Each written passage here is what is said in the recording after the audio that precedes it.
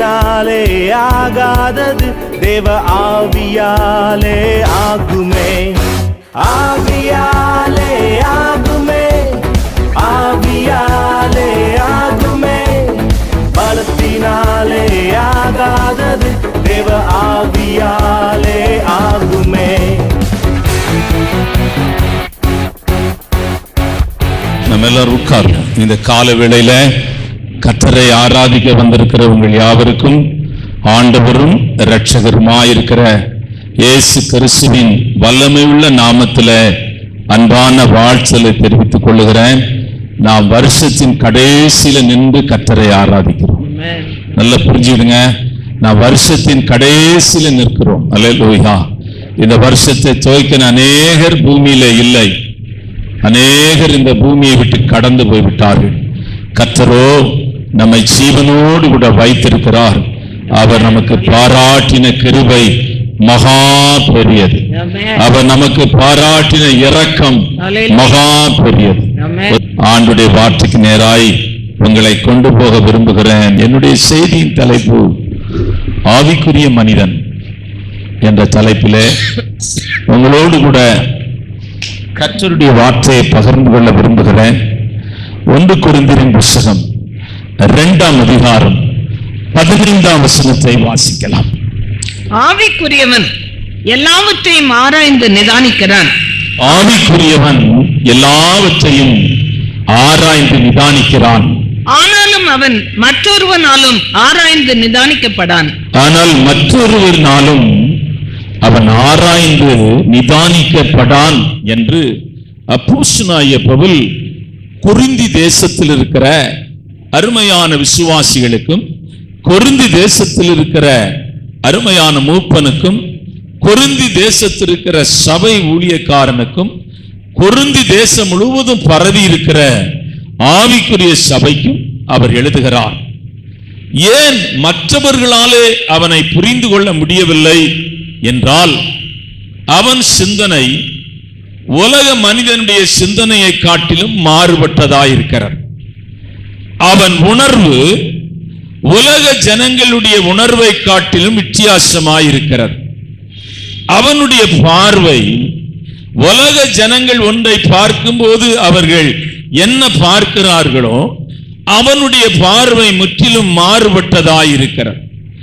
ஆகவேதான் அவன் சொல்லுகிறான், அவன் மற்ற ஒருவனாலும் நிதானிக்கப்படான் என்று எழுதுகிறான். நீங்கள் உலக ஜனங்களைப் போல வாழும்படி அழைக்கப்படவில்லை. பிலேயாம் மலை உச்சியிலே நின்ற அந்த ஜனங்களை பார்க்கிறான். அவர்கள் முற்றிலும் மாறுபட்டவர்கள். வாசிக்கலாம், எடுத்தவர்கள் வாசிக்கலாம். கண்மலை உச்சியில் இருந்து, கண்மலையின் உச்சியிலே இருந்து நான் அவனை கண்டு குன்றுகளில் இருந்து அவனை பார்க்கிறேன். குன்றுகளிலே இருந்து அவனை பார்க்கிறேன். அந்த ஜனங்கள் ஜாதிகளோடு கலவாமல், அந்த ஜனங்கள் ஜாதிகளோடு கூட கலவாமல் தனியே வாசமாயிருப்பார்கள். தனியே வாசமாயிருப்பார்கள். உலக ஜனங்களை போல அவர்கள் வாழ்கிறவர்கள் அல்ல. நீங்க ஃபங்க்ஷனுக்கு போக வேண்டாம் என்று நான் சொல்லவில்லை. ஆனால் நீங்கள் போவதற்கு முன்பதாக ஒன்றை அறிந்து கொள்ள வேண்டும். அருமையான இந்த ஃபங்க்ஷனிலே நாம் பார்க்கிற எல்லா முக்கியமான நபரை காட்டிலும் நமக்கு இயேசு பெரியவர். ஆமென். ஏன் இன்னைக்கு நிறைய பேர் வரலன்னா, நிறைய இன்னைக்கு எல்லாம் நல்ல நாள், நிறைய ஃபங்க்ஷன் நடக்கும். அங்கே நீங்கள் அவர்களை போய் பார்த்தால் அவர்களை ஆவிக்குரியவர்களாக நீங்கள் பார்க்க முடியாது. நான் ஒரு கேள்வி கேட்கிறேன், உட்கார்ந்து இருக்கிறவர்களை பார்த்தும் கேட்கிறேன், நீங்கள் ஆவிக்குரியவர்கள் தானா? ஆவிக்குரிய ஊழியக்காரன் தானா? ஆவிக்குரிய சபையிலே நீங்கள் இருக்கிறீர்களா? ஆவிக்குரிய சபையோடு கூட இருக்கிற ஐக்கியம் பலனுள்ளதா இருக்கிறதா? ஜீவன் உள்ளதா இருக்கிறதா?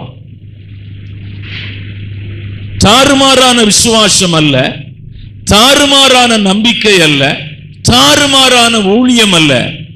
நீங்க நல்லா புரிஞ்சுக்கணும். அருமையான கர்த்தருடைய பிள்ளைகளே, ஒரு சிறிய கூட்டம் மட்டும்தான் தேவனுடைய ராஜ்யத்திற்குள்ளே பிரவேசிக்க முடியும். ஏனென்றால் இது இடுக்கமும் நெருக்கமான வாசல், இதிலே பிரவேசிப்பவர்கள் சிலர் என்று எழுதப்பட்டிருக்கிறது. ஆகவே அவர்கள் தனித்து வாசம் பண்ணுகிற ஜனம் என்று எழுதப்பட்டிருக்கிறது. என்ன ஒரு பெரிய பிரச்சனை, யார் ஆவிக்குரியவர்கள் யார் உலகத்துக்குரியவர்கள் என்று நிதானித்து அறிய முடியாத இடத்திலே விசுவாசிகள் இருக்கிறார்கள். எது ஆவிக்குரிய சபை, எது உலக பிரகாரமான சபை, எது ஆவிக்குரிய ஊழியக்காரன், எவன் அருமையான பேர் கிறிஸ்துவ ஊழியக்காரன், இதை கூட வேறு பிரித்து பார்க்க முடியாத இடத்துல அநேக ஆவிக்குரிய மனிதர்கள் இருக்கிறார்கள். நல்ல புரிஞ்சுங்க. ஆகவே இந்த நாளின் கால வேளையில உங்களை தேவன் ஆவிக்குரியவர்களாக மாற்ற விரும்புகிறார். எந்த நிலைக்கு கர்த்தர் உன்னை கொண்டு போக விரும்புகிறார் என்றால் இயேசுவை போல, ஆமென், ஹல்லேலூயா, பரிசுத்த ஆவியானவரை போல. ஸ்தோத்திரம், ஹல்லேலூயா. நீங்கள் ஆவிக்குரிய நிலையில மனிதனை சார்ந்து விடாருங்க. நீ எந்த மனுஷன் கூட்டம் நடத்துறான், அவன் நடத்துறான், இவன் நடத்துறான், அங்க பிரேயர் இங்க பிரேயர், நீங்க ஸ்பிரிச்சுவல்ல வளரல. ஆவிக்குரிய ஜீவியத்துல நீங்கள் வளரும் போது நீங்க நல்லா புரிஞ்சுக்கிடுங்க, உங்க நிலை இயேசுவை போல மாற வேண்டும். ஆமென், ஹல்லேலூயா. அந்த வளர்ச்சியின் அளவு ரொம்ப முக்கியம். சும்மா எழுப்புதல் ஜெபம் பண்ணுகிறோம். உன் ஜீவியத்தில் எழுப்புதல் உண்டாயிருக்குதா, உன் விசுவாசத்தில் எழுப்புதல் உண்டாயிருக்குதா, உன் கிரியையில எழுப்புதல் உண்டாயிருக்கிறதா, உன் ஊழியத்தில் எழுப்புதல் உண்டாயிருக்கிறதா? இது அது ஒரு ஃபார்மலாவா ஜெபம் பண்றாங்க, எழுப்புதல். ஏன் இவ்வளவு நாள் வரல? நீங்க எழுப்புதல் எங்கேயோ இருந்து வராது, நமக்குள்ளே இருந்து வர வேண்டும். நீங்க எங்கேயோ இருந்து வராது. எல்லாரும் என்ன நினைக்கிறாங்க, எல்லாம் வந்துருவாங்க ஒரே நாள்ல. இந்த நாளின் கால வேளையில நீ ஆவிக்குரிய மனிதனாய் உருவெடுக்கும் போது, ஆவிக்குரிய மனிதனாய் மாறவனை ஒப்புக் கொடுக்கும் போது, ஆவிக்குரிய மனிதனுடைய சாயலை அணிந்து கொள்ளும் போது, அருமையான கர்த்தருடைய பிள்ளைகளை, நீ முற்றிலும் உன் சிந்தனை மாற்றப்படுகிறது, உன் எண்ணங்கள் மாற்றப்படுகிறது, உன் கிரியைகள் மாற்றப்படுகிறது, உன் சாபங்கள் மாற்றப்படுகிறது, முற்றிலும் நீ மாற்றப்படுகிறாய். நான் புதன்கிழமையில கூட்டுரோட்ல பேசினேன், அன்பை பற்றி தான் பேசுறேன். நீ அவங்ககிட்ட கேளுங்க. சாதாரண ஒரு அன்பை பற்றி ஒரு டாபிக் பேசுறேன், ரொம்ப வசனமெல்லாம் எடுக்கல. நீங்கள் ஒரு ஆவிக்குரிய சபையிலே இருக்கிறீர்கள். உங்களுடைய வளர்ச்சி ரொம்ப ரொம்ப முக்கியம். வளர்ச்சி என்ற ஒரு இடத்தை நீங்கள் எப்படி அடையாளம் கண்டுகொள்ள முடியும் என்றால், வசனத்தின் அடிப்படையில தான் நீங்கள் கண்டுகொள்ள முடியும். நீங்க ரொம்ப நல்ல ஜெபம் பண்றதுனால ஆவிக்குரியவங்க கிடையாது. அந்நிய பாஷையெல்லாம் அதெல்லாம் இப்ப எல்லா இடங்களையும் பேசுறாங்க. அந்நிய பாஷை பேசுறதுனாலயோ, ரொம்ப ஜெபமெல்லாம் பண்றதுனாலயோ, அல்லது அருமையான கர்த்தருடைய பிள்ளைகளை வெளி தோற்றத்திற்கு பெரிய ஆவிக்குரியவர்களை போலவோ இருப்பதனால நீங்கள் ஆவிக்குரியவர்கள் என்று அடையாளம் கண்டுகொள்ள முடியாது. அப்படின்னா ஏன் பாஸ்டர் அப்படி இருக்கிறாங்க? அது ஒரு கொஸ்டின் இருக்கிறது. ஏன் அப்படி இருக்கிறார்கள்? அவர்கள் ஆவிக்குரிய அந்த மனிதன் வளரவில்லை, அவன் பலவீனமாயிருக்கிறான். ஆகவே ஆவிக்குரிய காரியங்களிலும் வந்து கையெல்லாம் தட்டி அந்நிய பாஷை பேசுவாங்க. உலக ஜனங்க காரியங்களிலும் அவங்க சேர்ந்துக்கிட்டு பாட்டு, அங்கேயும் ஒரு பாட்டு பாடுறாங்க, அங்கேயும் பாட்டு பாடுறாங்க, அங்கேயும் பிரசங்கம் பண்றாங்க, அங்கேயும் ஜெபம் பண்றாங்க, எல்லாம் ஜெபம் பண்றாங்க, எல்லா இடத்துலயும் எல்லாம் நடக்குது. ஏன்னா இந்த ஜெபம் பாட்டு. அதனாலதான் நீங்க ஒரு 25 கிராமம் ஜனங்க திருநெல்வேலியில முஸ்லிமா மாறிட்டாங்க. அவங்ககிட்ட கேட்ட கேள்வி என்னன்னா, கிறிஸ்தவங்க சுத்தி இருக்கிறாங்க, அங்க எல்லாம் ஏகப்பட்ட கிறிஸ்தவ சபை, கிறிஸ்தவ ஆலயம், கிறிஸ்தவ ஊழியம் எல்லாம் அங்க ஏகப்பட்டது நடக்குது. திருநெல்வேலி மாவட்டம், தூத்துக்குடி மாவட்டம். இப்ப நீங்க அங்கேயே போகாம, கிறிஸ்தவங்க நிறைய உதவி செய்யறாங்களே, அவங்க ஹோம் வச்சுக்கிறாங்க, ஸ்கூல் வச்சுக்கிறாங்க, காலேஜ் வச்சுக்கிறாங்க, ஏன் அங்க போல? அவங்க சொன்ன வார்த்தை என்ன தெரியுமா? அவங்க ஜாதி பார்க்கறாங்க, அதனால நாங்க அங்க போல. அவங்க எல்லாம் கையெல்லாம் தட்டுறாங்க, பாட்டெல்லாம் பாடுறாங்க, அந்நிய பாஷையெல்லாம் பேசுறாங்க, ஆனா ஜாதி பார்க்கறாங்க, அதனால நாங்க முஸ்லீமா போறோம். அங்க இது கிடையாது. நடந்ததை சொல்றேன் நான். பேப்பர் ஃபுல் பேப்பர்லயும் வந்துகிட்டு இருந்து. ஏன்னா பிஜேபி காரங்க அவங்க இந்துக்களா அவங்கள மாத்தணும்னு ரொம்ப ட்ரை பண்ணாங்க. அங்க போய் நிறைய பேர் இந்துக்களா மாத்த ட்ரை பண்ணாங்க, ஆனா முடியல. அவங்க சொல்றாங்க, இந்துக்கள் நீங்க அவங்க கோயிலுக்குள்ள எங்களை விட மாட்டேங்கிறீங்க. அங்க போய் கிறிஸ்தவன் கோயிலுக்கு போனா அவன் ஜாதி பார்க்கறான், அங்கேயும் எங்களுக்கு போக இஷ்டம் இல்லை, நாங்க முஸ்லீமா மாறிடுறோம், தான் நல்லது. அதுல இருந்து ஒருத்தன் சொல்றான், நான் ஓதுற இடத்துல இருக்கிறேங்கிறான். அங்க இருந்து போன ஒருத்தன், எங்களை இங்க யாரும் எந்த வேற்றுமையும் பார்க்கறது இல்லை, வேஷ்டி கட்டி இருக்கிறோம், ஜிப்பா போட்டிருக்கிறோம், தொப்பி வச்சிருக்கிறோம். எதுக்காக நான் உங்களுக்கு இதெல்லாம் சொல்றேன்னு கேட்டீங்கன்னா, அருமையான எழுப்புதல் என்பது எல்லா இடத்திலும் உண்டாக வேண்டும். ஆவிக்குரிய மனிதனாய் கர்த்தர் உன்னை மாற்ற விரும்புகிறார். ஆவிக்குரிய மனிதனாய் உன்னை உருமாற்ற விரும்புகிறார். ஆவிக்குரிய மனிதனாய் உன்னை மறுரூபமாக்க விரும்புகிறார். ஆவிக்குரிய மனிதனாய் நீ எழும்ப விரும்புகிறாய், உன்னை எழுப்ப விரும்புகிறாய். ஏனென்றால் அருமையான இயேசு அண்டைக்கு வருவதற்கு முன்பதாக உனக்குள்ளே இருள் இருந்தது. இயேசு அண்டைக்கு நீ வருவதற்கு முன்பதாக உன் மேலே சாபம் இருந்தது. இயேசு அண்டைக்கு வருவதற்கு முன்பதாக கீழ்ப்படியாம இருந்தது, எதிர்த்து நிற்கிற சோபம் இருந்தது, அருமையான கோள் சொல்லுகிற சோபம் இருந்தது, அருமையான குறை சொல்லுகிற சோபம் இருந்தது, இணங்கி போகாத சோபம் இருந்தது, விட்டு கொடுக்காத சோபம் இருந்தது, மன்னிக்க முடியாத சோபம் இருந்தது. ஆனால் கர்த்தர் உன்னை எப்படி உருமாற்றுகிறார் தெரியுமா? அவரை போல, அவரை போல, அவரை போல. ஆமென். சந்தரக பாக பாபா பாபா பாபா. ஆவே நாமே நாமே நாமே. தேவனுடைய பிள்ளையே, இந்த பாடும், இந்த நெருக்கமும், இந்த போராட்டமும் அருமையான எதற்கா என்றால் உன்னை உருமாற்றும்படியாய், உன்னை உருவாக்கும்படியாய், உன்னை கட்டி எழுப்பும்படியாய். ஓ அல்லேலூயா. ஆபிரகாமோடு கூட நடந்த லோத்து. ஆபிரகாம் யார் என்றால் விசுவாசத்தின் தகப்பன் என்று அழைக்கப்படுகிறவன். ஆபிரகாம் யார் என்றால் தரிசனம் பெற்றவன். ஆபிரகாம் யார் என்றால் வாக்குத்தத்தம் பெற்றவன். ஆபிரகாம் யார் என்றால் தேவனோடு கூட நடக்கிறவன். ஆபிரகாம் யார் என்றால் அவன் ஒரு ஜெப வீரன். ஆனால் லோத்து அவனோடு கூட நடந்து அவனுடைய சுவாபங்களை பற்றி கொண்டானா என்றால் இல்லை. அவன் கண்களை சோதோம் குமாரா பட்டணத்துக்கு நேராக அவன் திருப்பினான். அவன் அதனால என்ன நடந்தது என்றால், அருமையான கர்த்தருடைய பிள்ளைகளை, ஒரு பெரிய சாபம் அவன் மேலே வந்தது, அவன் குடும்பத்தின் மேலே வந்தது. 3.5 வருடம் இயேசுவோடு கூட இருந்தான். இயேசுவை நான் உங்களுக்கு விவரித்து சொல்ல தேவையில்லை, உங்களுக்கு தெரியும். ஆனால் இந்த அப்போஸ்தலருடைய ஊழியத்திலே அவரோடு கூட இருந்தும் கூட அவன் தூக்கிலே தொங்குகிறான். உலகமே பார்க்கிறது, இயேசுவோடு கூட இருந்தவன், 3.5 வருஷம் இயேசுவோடு கூட நடந்தவன். சிலர் சொல்லியிருப்பார்கள், அவர் இவனை கைவிட்டு விட்டார் என்று சொல்லியிருப்பார்கள். சிலர் சொல்லியிருப்பார்கள், அவன் இவரை காப்பாற்றி இருக்கலாமே என்று கூட சொல்லியிருப்பார்கள். தூக்கிலே தொங்குகிறான். பைபிள் என்ன சொல்லுகிறது என்றால், வாசிக்கலாம், வசனத்தை வாசிக்கலாம். ரோமருக்கு எழுதின நிருபம் 8ஆம் அதிகாரம் 1ஆம் வசனத்தை வாசிக்கலாம்.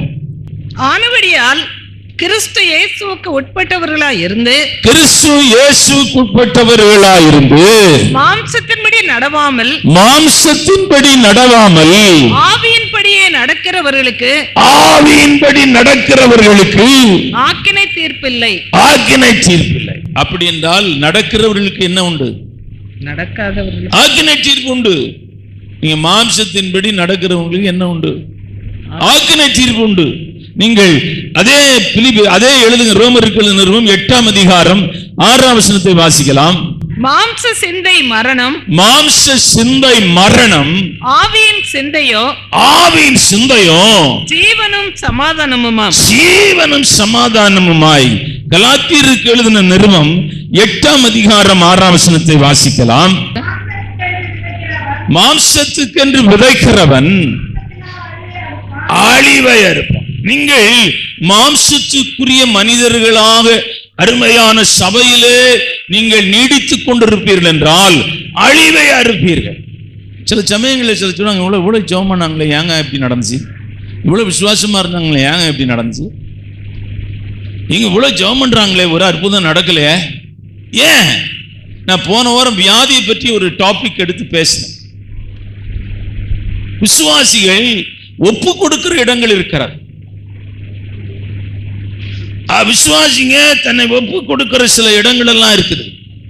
அங்கெல்லாம் ஒப்பு கொடுக்கணும். நாகமான் என்ன பண்ணா, எலியா இவன் என்ன நினைச்சு அங்க போனான்னா, சமாரியாவுக்கு எதுக்காக போனான்னா, அவன் நம்ம கையை வச்சு தொட்டு சுகமாக்கி விடுதலை அனுப்புவான்னு நினைச்சான். நாகமான் வீட்டுக்குள்ளே இருந்து வேலைக்காரன் அனுப்பி சொன்னான், அவனை போய் யோர்தான்ல போய் 7 மரம் முங்கி அவனை போக சொல்லுங்கிறான். இவன் சொல்றான், முடியாது முடியாது. இந்த வயசானவங்க, இந்த 60 வயசுக்கு மேல உள்ளவங்கள அவங்கள ஆவிக்குரிய வாழ்க்கையில நடத்துறது ரொம்ப கஷ்டம். ஏன்னா அவங்க அனுபவத்தில் கட்டப்பட்டிருப்பாங்க, உலக அனுபவத்தில் கட்டப்பட்டிருப்பாங்க. ஏதோ ஒரு அருமையான அவங்க ஒரு சின்ன பையன் பாஸ்டா இருந்தா அவங்கள நான் ஒரு சபைக்கு இடையில, ஒரு கிராம சபை, அவங்க எல்லாம் அங்க உதவிக்கு வர்ற ஆட்கள். அங்க நான் போனேன், பாஸ்டர் எனக்கு உதவி செய்யுங்கன்னு சொல்லி கூட்டோம்னா, அவர் சின்ன பையன், அங்க ஒரு 4-5 பேர் இருந்தாங்க. அவங்ககிட்ட நான் பேசினா, இந்த பாஸ்டர் அந்த 4-5 பேர் சட்டையே பண்ணல. ஆமாங்க, அவரை நாங்க தாங்க வச்சிருக்கிறோம். எனக்கு அதை தூக்கி வாரி போச்சு. அவர் என்ன இங்கிருந்து கூட்டு போகும்போது என்னவோ பெரிய கதை சொல்லி கூட்டு போனா, அந்த 4-5 பேரும் இவரை ஒரு பாஸ்டர், ஒரு மனுஷனா கூட மதிக்கல. இப்ப ஞாயிற்றுக்கிழமை எழும்பி அவர் பிரசங்கம் பண்ணா அவன் எப்படி கேட்பான்? அவங்க எப்படி கேட்பாங்க? அவங்க சொல்றான், கடைசி ஒருத்தன் சொல்றான், வயசான ஆளு ஒருத்தர் வேணும்னு இவரை வச்சுக்கிறாங்க. எங்களுக்கு ஒரு பாஸ்டர்னு ஒரு ஆள் வேணும், அதனால வச்சிருக்கிறேங்கிறான். நான் அவர்கிட்ட கேட்டேன், என்ன பிரதர் இவங்கெல்லாம் இப்படி பேசுறாங்க, நீங்க எப்படி பேசுறீங்க? என்ன பாஸ்டர் செய்யறதுங்கிறேன். இவங்களை ஏதாவது சொன்னா இவங்க பெரிய யுத்தம் பண்ணிடுவாங்க, என்ன விரட்டி விட்டுருவாங்கங்கிற. சரி, நானும் ஒன்றும் பேசலை. அவர் ஏதோ பழைப்பு நடக்குது அவங்கள வச்சு, அதனால சரின்னு வந்துட்டேன். எதுக்காக சொல்றேன்னா, தேவனுடைய பிள்ளையே சிலர் தங்களை ஒப்பு கொடுப்பதில்லை. எவ்வளவு பரிசங்கம் கேட்டாலும் சரி, எவ்வளவு பண்ணாலும் அவங்கள இருதயத்தை குத்துற மாதிரி பேசினா கேட்க மாட்டாங்க. சும்மா சாதாரணமா பேசினா, பயப்படாதே, சோர்ந்து போகாதே, கலங்காதே, உனக்கு இயேசு அற்புதம் செய்யறா, என் கூட இயேசுநாதர் பேசியிருக்கிறாரு, உன் கூடயும் பேசுவாரு, இப்படி எல்லாம் சொல்லிக்கிட்டே வருஷம் 20-25 வருஷமா சொல்லிக்கிட்டே இருந்தா அவன் கேட்டுக்கிட்டே இருப்பான். நீ சரிபட வேண்டிய பகுதிகளை நீ சரிபடுத்த வேண்டும் என்று யோவான் ஜானகம் பிரசங்கம் பண்ண, அவன் தலை போயிட்டியா? உனக்கு தலை கூட போக வேண்டாம். உன் பிரசங்கம் கேட்டு ஒரு 4 பேர் சண்டைக்கு வர வேண்டாம். 4 பேர் சண்டைக்கு வந்தாதான் தெரியும் ஏதோ செய்தி கிரிய செய்திருக்கு. ஆமென். நம் விசுவாசிக்கிறீங்களா? ஊழியக்காரன் பேசி 4 பேர் சண்டைக்கு வந்திருக்கிறான். எங்கேயும் வரமாட்டான். சபையில் உள்ள ஆளுங்க அவங்களுக்கு கீழ்ப்படிய இஷ்டம் கிடையாது, ஒப்பு கொடுக்க இஷ்டம் கிடையாது, விட்டு கொடுக்க இஷ்டம் கிடையாது, ஒத்து போக இஷ்டம் கிடையாது. அவங்களுடைய எண்ணமெல்லாம் என்னன்னா, நம்ம சொல்றத பாஸ்டர் கேட்கணும். அது நம்மளால, நான் ரொம்ப சின்ன பையனா இருந்தா ஒருவேளை கேட்டிருப்பேன் போல தெரியுது. சின்ன பையனா இருந்தா நீங்க சொல்றதெல்லாம் நான் கேட்டிருப்பேன். நான் பூமியை விட்டு போற நேரங்கள்ல இருக்கிறேன். ஆமென். எப்போ என்ன வருஷம் தெரியாது. அப்படிப்பட்ட நேரத்துல, பரலோகத்துக்கு போற நேரத்துல உங்கள்கிட்ட அருமையான நீங்க சொல்றதை கேட்டா நாங்க போகவே முடியாது. ஆமென். ஆகவே இந்த காலவேளை ஆராதனையில தேவனுடைய பிள்ளையே, நீங்கள் ஆவிக்குரியவர்களாக மாறும்படியாய், ஆவிக்குரியவர்களாய் உருவெடுக்கும்படியாய் இந்த பிரசங்கம் உங்களுக்கு உதவி செய்யும். ஆமென். அல்லேலூயா. இந்த செய்தி உங்களை மாற்றும். எப்படி பாஸ்டர் ஆவிக்குரிய, நிறைய விட்டுட்டேன் போறேன், எப்படி பாஸ்டர் ஆவிக்குரியவங்களா மாறுறது சொன்னா, நீங்க ஆவிக்குரியவர்களாய் மாற வேண்டும் என்றால் ஆவிக்குரிய ஆராதனையில ஆழமான ஒரு உறவை நீங்கள் வைத்துக் கொள்ள வேண்டும். ஸ்பிரிச்சுவல் வொர்ஷிப் வாசிக்கலாம். யோவான் எழுதின சுவிசேஷம் 4ஆம் அதிகாரம் 24ஆம் வசனம். பிலிப்பியருக்கு எழுதின நிருபம் 3ஆம் அதிகாரம் 3ஆம் வசனம். தேவன் ஆவியாய் இருக்கிறார், தேவன் ஆவியாய் இருக்கிறார். அவரை தொழுது கொள்ளுகிறவர்கள், அவரை தொழுது கொள்ளுகிறவர்கள் ஆவியோடும் உண்மையோடும் அவரை தொழுது ஆவியோடும் உண்மையோடும் அவரை தொழுது கொள்ள வேண்டும். உங்க ஆராதனை ஸ்பிரிச்சுவல் வொர்ஷிப்பா இருக்கு. உங்கள் ஆவியும் தேவனுடைய ஆவியும் இணைந்து நீங்கள் கர்த்தரை ஆராதிக்க வேண்டும். ஆமென், ஆமென், ஆமென், அல்லேலூயா, அல்லேலூயா, அல்லேலூயா. ஆண்டவரை ஆராதிக்க வேண்டும். நீங்க வொர்ஷிப் நேரம் ரொம்ப முக்கியமான நேரம். வொர்ஷிப் நேரத்தை உங்களுக்கு சொல்லுகிறேன். பாட்டு பாடி ஆராதிக்கிறோமே, அந்த நேரம் ரொம்ப முக்கியமான நேரம்.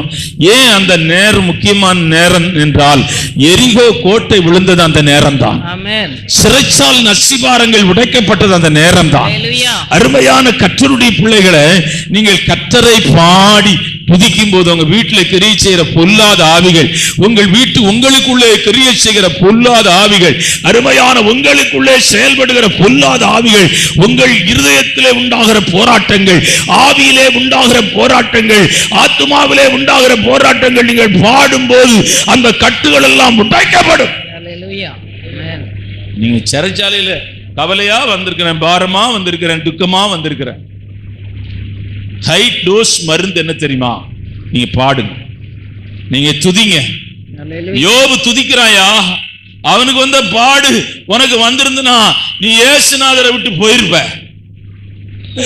அத்திமரம் துளிர் விட்டாலும் துளிர் விடாமல் போனாலும் கர்த்தரை நான் சேவிப்பேன். ஆமென், ஆமென். அல்லேலூயா. ஆண்டவரை நீங்கள் ஆராதிக்கலாம். நல்ல கைச்சட்டி வாயை திறந்து சத்தத்தை உயர்த்தி பாருங்க. இங்க ஒரு ஸ்கிரீன் வச்சுக்கிறோம், இங்க எனக்கு ஒரு ஸ்கிரீன் வச்சுக்கிறாங்க, பின்னாடி நீங்க உட்கார ஒரு ஸ்கிரீன் வச்சுக்குது. எல்லாம் நீங்க பாடி அருமையான கர்த்தரை துதிக்க வேண்டும் என்றுதான். பிரதர் பின்னாடி வைக்க சொன்னார், சைட்லயும் வச்சிருக்கிறோம். ஆண்டவரை துதிக்க நீங்க இந்த நாள் ரொம்ப முக்கியமான நாள். எனக்கு ஃபங்க்ஷனை நான் காலையில் 10 மணிக்கு ஒரு ஃபங்க்ஷனுக்கு போயிட்டு 11:30 மணிக்கு வந்தா என்ன நீங்க ஊழியக்காரனா ஏற்றுக்கிடுவீங்களா? அப்போ உங்களை இயேசுநாதர் ஒரு விசுவாசியா ஏற்றுக்கொள்வாரா? நீங்க அப்படி வரணும்.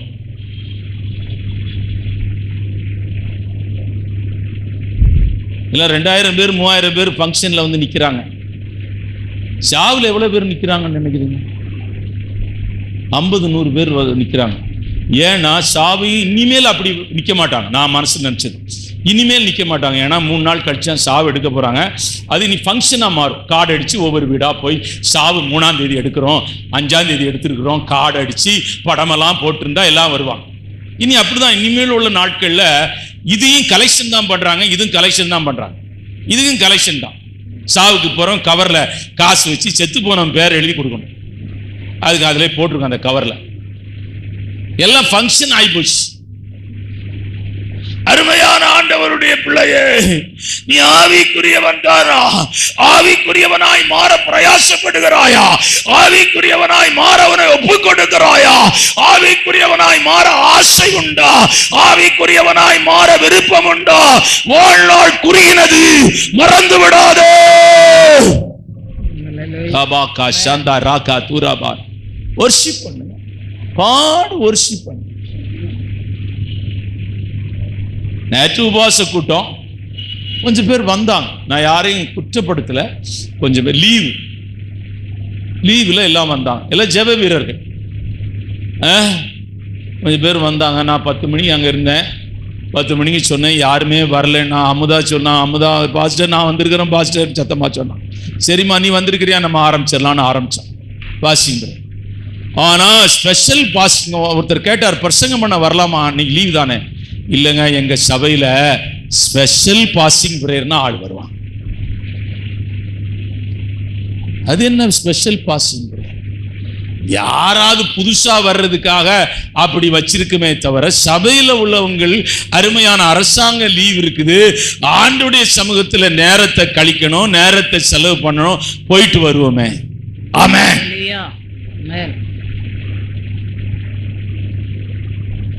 சபையில ஒரு சனிக்கிழமை உபவாச கூட்டத்துல சரி வேலைக்கு போறவங்க போட்டோம், வீட்டுல இருக்கிறவங்க வந்திருக்கலாம்ல, வீட்டுல இருக்கிறவங்க உபவாச கூட்டத்துக்கு வந்திருக்கலாம் இல்லையா? நான் நினைச்சேன் சிலரு வெளியூர்ல போயிருக்காங்க, பரவாயில்ல, வெளியூர்ல அவங்க அம்மா பார்க்க அப்பா பார்க்க ஏதோ லீவு ஏதோ போயிருக்காங்க. வீட்டுல இருந்துகிட்டு நீங்க வராம இருந்தா எப்படியா நீங்க வந்து தேவனுடைய ராஜ்யத்துக்கு போக முடியும்? நீங்க ஏமாந்துடாதீங்க. நீங்க ஏமாத்திக்கிற நிறைய பேருக்கு ஸ்பிரிச்சுவல் பீப்புளுங்க தங்களே ஏமாத்திட்டு இருக்கிறாங்க. பாதி குருடர்களா இருக்கிறாங்க. அவங்களுக்கு என்ன நடக்குன்னே தெரியாது, சுத்தி என்ன நடக்குன்னே தெரியாது. செத்தா நான் வருவேன் பரலோகத்துக்கு போகணும்னு சொன்னாதான் என்ன அங்க பிரசங்கம் பண்ண விடுவீங்க. நான் இவன் நரகத்துக்கு போறேன்னு சொன்னா எல்லாம் சேர்ந்து என்ன அடிச்சு போட மாட்டீங்க. நீங்க அடிக்காலும் சொந்தக்காரன் என்ன அடிச்சு போடுவான். நான் எவனும் என்ன அடிக்க கூடாதுன்னு பிரசங்கம் பண்ணிட்டு இருக்கிறேன். இந்த பிரதரை அழைக்க அங்கே தூதன் நின்று கொண்டிருக்கிறான், இவனை அழைக்கன்னு.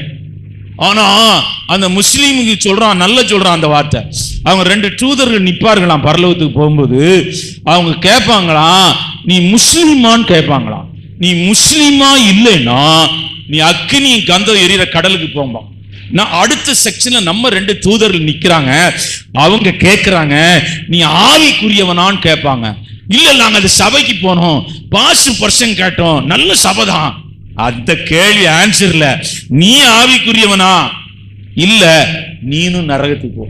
முஸ்லிமே இல்லாதவன் நரகத்துக்கு போறான், நீனும் போ. நீங்க ஆவிக்குரியவர்களாய் இவங்களை உருமாற்றிக் கொள்ளுங்கள், ஆவிக்குரியவர்களாய் இவங்களை உருமாற்றிக் கொள்ளுங்கள். அதற்கு நீங்கள் செய்ய வேண்டிய ஒரு காரியம், ஆவியிலே கர்த்தரை ஆராதிக்க வேண்டும். 2வது இடத்துக்கு உங்களை கொண்டு போகிறேன். நீங்கள் ஆவிக்குரியவர்களாக மாற வேண்டும். ஆவிக்குரியவர்களாக நீங்கள் மாற வேண்டும். அப்படி மாறுகிறது எப்படி என்றால், உங்கள் ஆவியிலே தேவன் பேசுகிற ஒரு அனுபவம் உங்களுக்கு உண்டாயிருக்க வேண்டும்.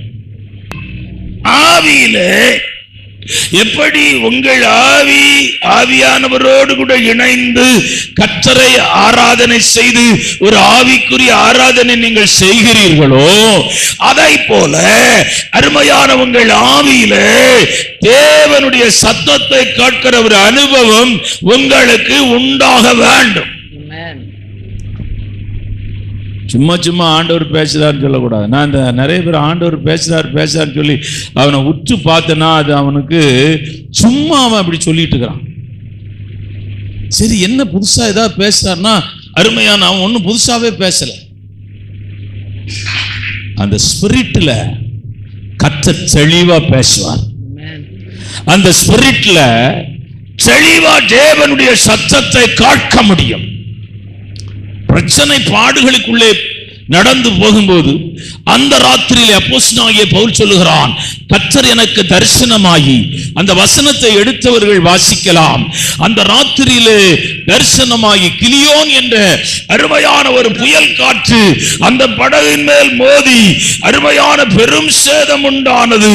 எல்லாரும் செத்து போவார்கள் என்ற உணர்வோடு கூட அந்த படகுல யாத்திரை பண்ணினார்கள். அந்த ராத்திரியிலே பவுலுக்கு கர்த்தர் தரிசனமாகி, வாசிக்கலாம். ஆகிலும் அநேக நாள் அவர்கள் போஜனம் பண்ணாமல் இருந்தபோது, பவுல் அவர்கள் நடுவிலே நின்று, மனுஷரே, இந்த வருத்தமும் சேதமும் வராதபடிக்கு என் சொல்லை கேளுங்கள். கேட்டு கிரேத்தா தீவை விட்டு புறப்படாமல் இருக்க வேண்டியதா இருந்தது. ஆகிலும் திடமனதா இருங்கள் என்று இப்பொழுது உங்களுக்கு தைரியம் சொல்லுகிறேன். கப்பர் சேதமே அல்லாமல் உங்களில் ஒருவனுக்கும் பிராண சேதம் வராது.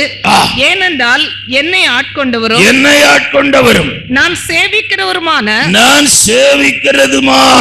தேவனுடைய தூதனானவன் இந்த ராத்திரியிலே என்னிடத்தில் வந்து பவுலே பயப்படாதே, பவுலே பயப்படாதே, ஆயனுக்கு முன்பாக நிற்க வேண்டும், நீ ஆயருக்கு முன்பாக நிற்க வேண்டும். இதோ உன்னுடனே யாத்திரை பண்ணுகிற யாவரையும் தேவன் உனக்கு தயவு பண்ணினார் என்றான். பாருங்க, இக்கட்டான நேரம், மரிக்கதான் வேண்டும், கடலிலே மூழ்கதான் வேண்டும். ஆனால் பவுலோடு கூட கர்த்தர் பேசினதுனால அந்த படகுல இருந்து எல்லாருக்குள்ளையும் ஜீவன் உண்டானது. அந்த படகுல இருந்து எல்லாருக்குள்ளையும் பலன் உண்டானது. அந்த படகுல இருந்து எல்லாருக்குள்ளையும் தப்பிக்கொள்வோம் என்ற நம்பிக்கை உண்டானது. ஆமென், ஆமென். ஆண்டவர் பேசுவார். நீ பசுமையானதை பார்க்காதிருங்கள், இந்த பசுமையானதை பார்க்காதிருங்கள். பசுமையானது சில சமயங்களிலே ஆபத்தை உண்டு பண்ணிவிடும். கல்யாணம்னு சொன்னா அவன் பசுமையானதா பார்ப்பான். பையன் பரவாயில்ல, இன்ஜினியர் படிச்சுக்கிறான், பிஇ படிச்சுக்கிறான், பையன் சிவப்பா இருக்கிறான், பார்க்க அழகா இருக்கிறான், இந்த மாதிரி தான் எல்லாம் நினைப்பாங்களே தவிர அவனை ஆவிக்குரியவனா, தேவனை ஆராதிக்கிறவனா, தேவனை பின்பற்றுவனா ஒருத்தனும் பார்க்க மாட்டான். பெந்தேகோஸ்து ஜனங்க பார்க்கவே மாட்டான். சரி, பையன் நல்லா இருக்கிறான், முடிச்சிடும். கர்த்தரே இதை சொன்னார், அதில் வர கார்டில் போட்டுருன்னு கர்த்தரே சொன்னார்.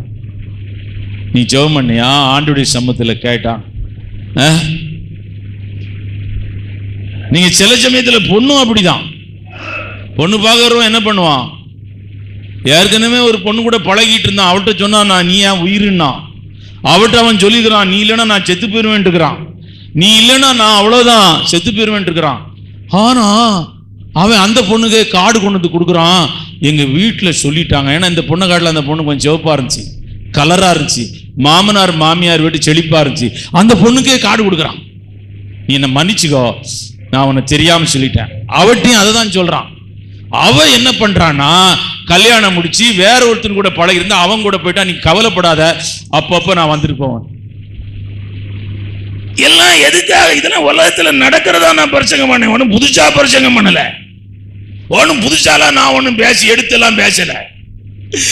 ஆண்டவருடைய பிள்ளைகளா இருக்கிற நீங்கள், ஆண்டவருடைய சமூகத்திலே காத்திருக்கிற நீங்கள், தேவ சத்தம் கேட்டு நடக்க பழகி கொள்ளுங்கள். ஆமென், அல்லேலூயா. ஆரம்பத்திலே அந்த அனுபவத்தை நீங்கள் உங்களுக்கு கிடைக்க கஷ்டம்தான். ஏன்னா சாமுவேல் பெரிய தீர்க்கதரிசியாக அழைக்கப்பட்டான், அவனுக்கு அந்த எக்ஸ்பீரியன்ஸ் கிடையாது. ஆனா ஏலி சொல்றான், ஏலி பார்த்து ஆண்டவர் அவங்க கூட பேசுறாரு. சாமுவேலே, இந்த வசனத்தை வாசிக்கலாமே. சாமுவேலை நோக்கி, நீ போய் படுத்துக்கொள், உன்னை கூப்பிட்டால் அப்பொழுது நீ கர்த்தாவே சொல்லும், அடியேன் கேட்கிறேன் என்று சொல் என்றான். அதுக்கு மேல 2 முறை ஆண்டவர் அவனை கூப்பிட்டாரு. மறுபடியும் கர்த்தர் சாமுவேலே என்று கூப்பிட்டார். அப்பொழுது சாமுவேல் எழுந்திருந்து ஏலியினிடத்தில் போய், அவன் ஏலிதான் கூப்பிடுறான்னு நினைச்சான்.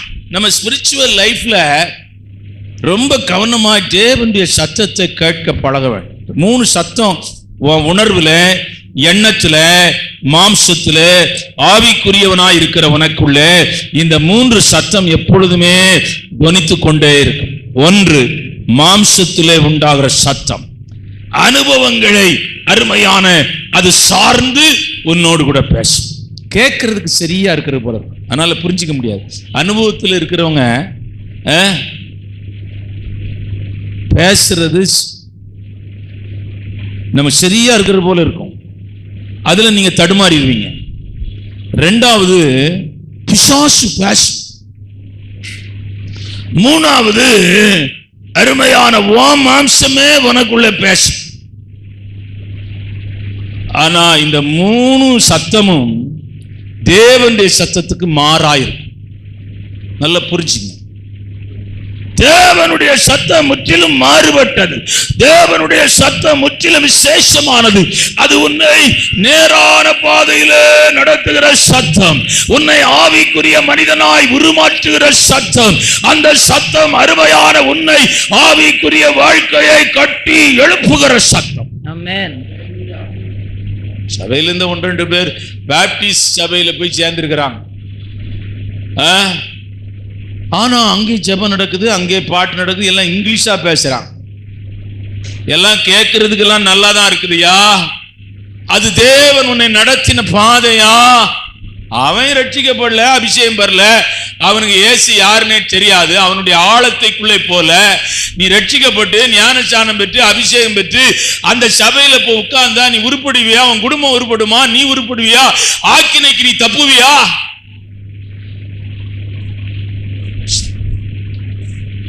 யோசிப்பா. எல்லாம் தரிசனம் சொல்லிட்டு உன்னுடைய ஆவிக்குரிய நிலை என்ன? தேவ சத்தம் கேட்டு நீ நடக்கிறாயா? ஊழியக்காரனே, கூட்டத்துக்காகவும் பணத்துக்காகவும் தான் நிறைய பேர் கூட்டம் நடத்திட்டு இருக்கிறான். அவன் கொஞ்சம் மாறினான்னு வச்சுக்க கூட்டம் கம்மியா போயிடும். அதுக்குன்னே போய் பேருக்கு சபையில போய் மெம்பர்ஷிப் வச்சுக்கிறான். மெம்பர்ஷிப் ஏன் அங்க வச்சுக்கிறான்? நான் ஓப்பனா பேசுறேன். சிஎஸ்சியில போய் மெம்பர்ஷிப் வச்சுக்கிறான் எல்லா ஊழியக்காரனும். எதுக்கு வச்சுக்கிறான்?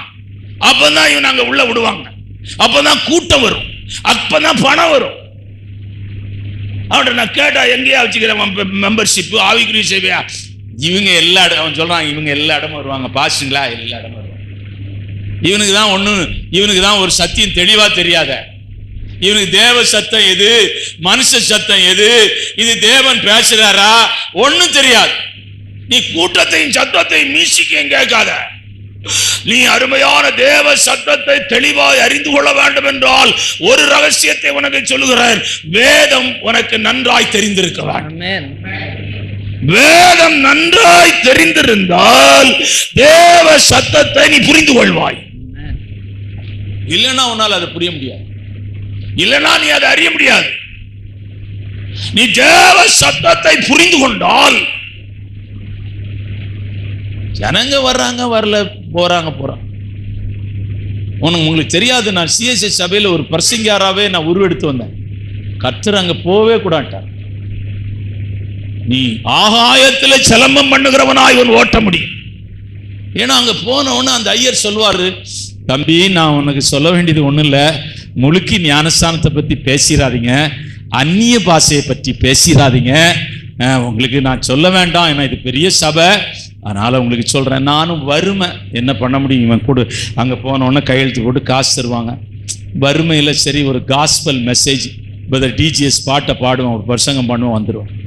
ஆனா என் மனசுக்குள்ள அவர் பேசின வார்த்தை என் மனசை குத்தும். அனந்த நாடார் குடியிருப்பு நைட் பிரேயருக்கு போயிருக்கிறேன், பயங்கர கூட்டம். கூட்டத்துல உட்கார்ந்து சொல்றாரு அந்த ஐயர், பேசாதீங்க பாஸ்டர், கவனமா இருங்க பாஸ்டர், அப்படி நீங்க பேசுனீங்க இந்த சபைக்குள்ளே நீங்க வர முடியாது. நான் பேச மாட்டேன் ஐயா, உங்களுக்கு தொந்தரவு கொடுக்க மாட்டேன், நான் தாங்க வறுமையில் இருக்கிறேன். இவன் ஏதோ காணி கிணிய கொடுப்பான், அதுவும் போயிருமே. ஆனா நான் ரொம்ப துக்கப்பட்டிருக்கிறேன். அப்படி இனிமேல் போகக்கூடாது, அப்படி ஒரு அருமையான இதை பேசக்கூடாதுன்னு போகக்கூடாது. ரோமன் காத்தலிக் சபைக்கு ஒரு நாள் திருவிழால என்ன பேச கூட்டாங்க, அவங்களும் அதே மாதிரி சொல்லி கூட்டு போனாங்க. மாதா பத்தி பேசிடாதீங்க பாஸ்டர், கடலில் உங்களை வலையில தாத்துரும், அதுக்கு நான் பொறுப்பு கிடையாதுன்னு சொல்றான்.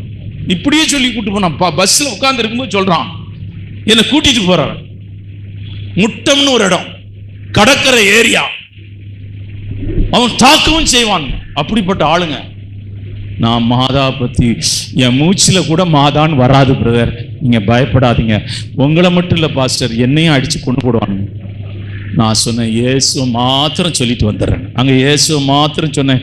பயந்து பிரசங்கம் பண்ணேன், ஏதாவது ஒரு வார்த்தை வந்துடக்கூடாது. தேவனுடைய பிள்ளைகளை யாருடைய கூடாரத்திலே தங்குவார்கள், யாருடைய பரிசுத்த பர்வதத்திலே வாசம் பண்ணுவார்கள், மனதார சத்தியத்தை பிரசங்கிக்கிறவன் தானே.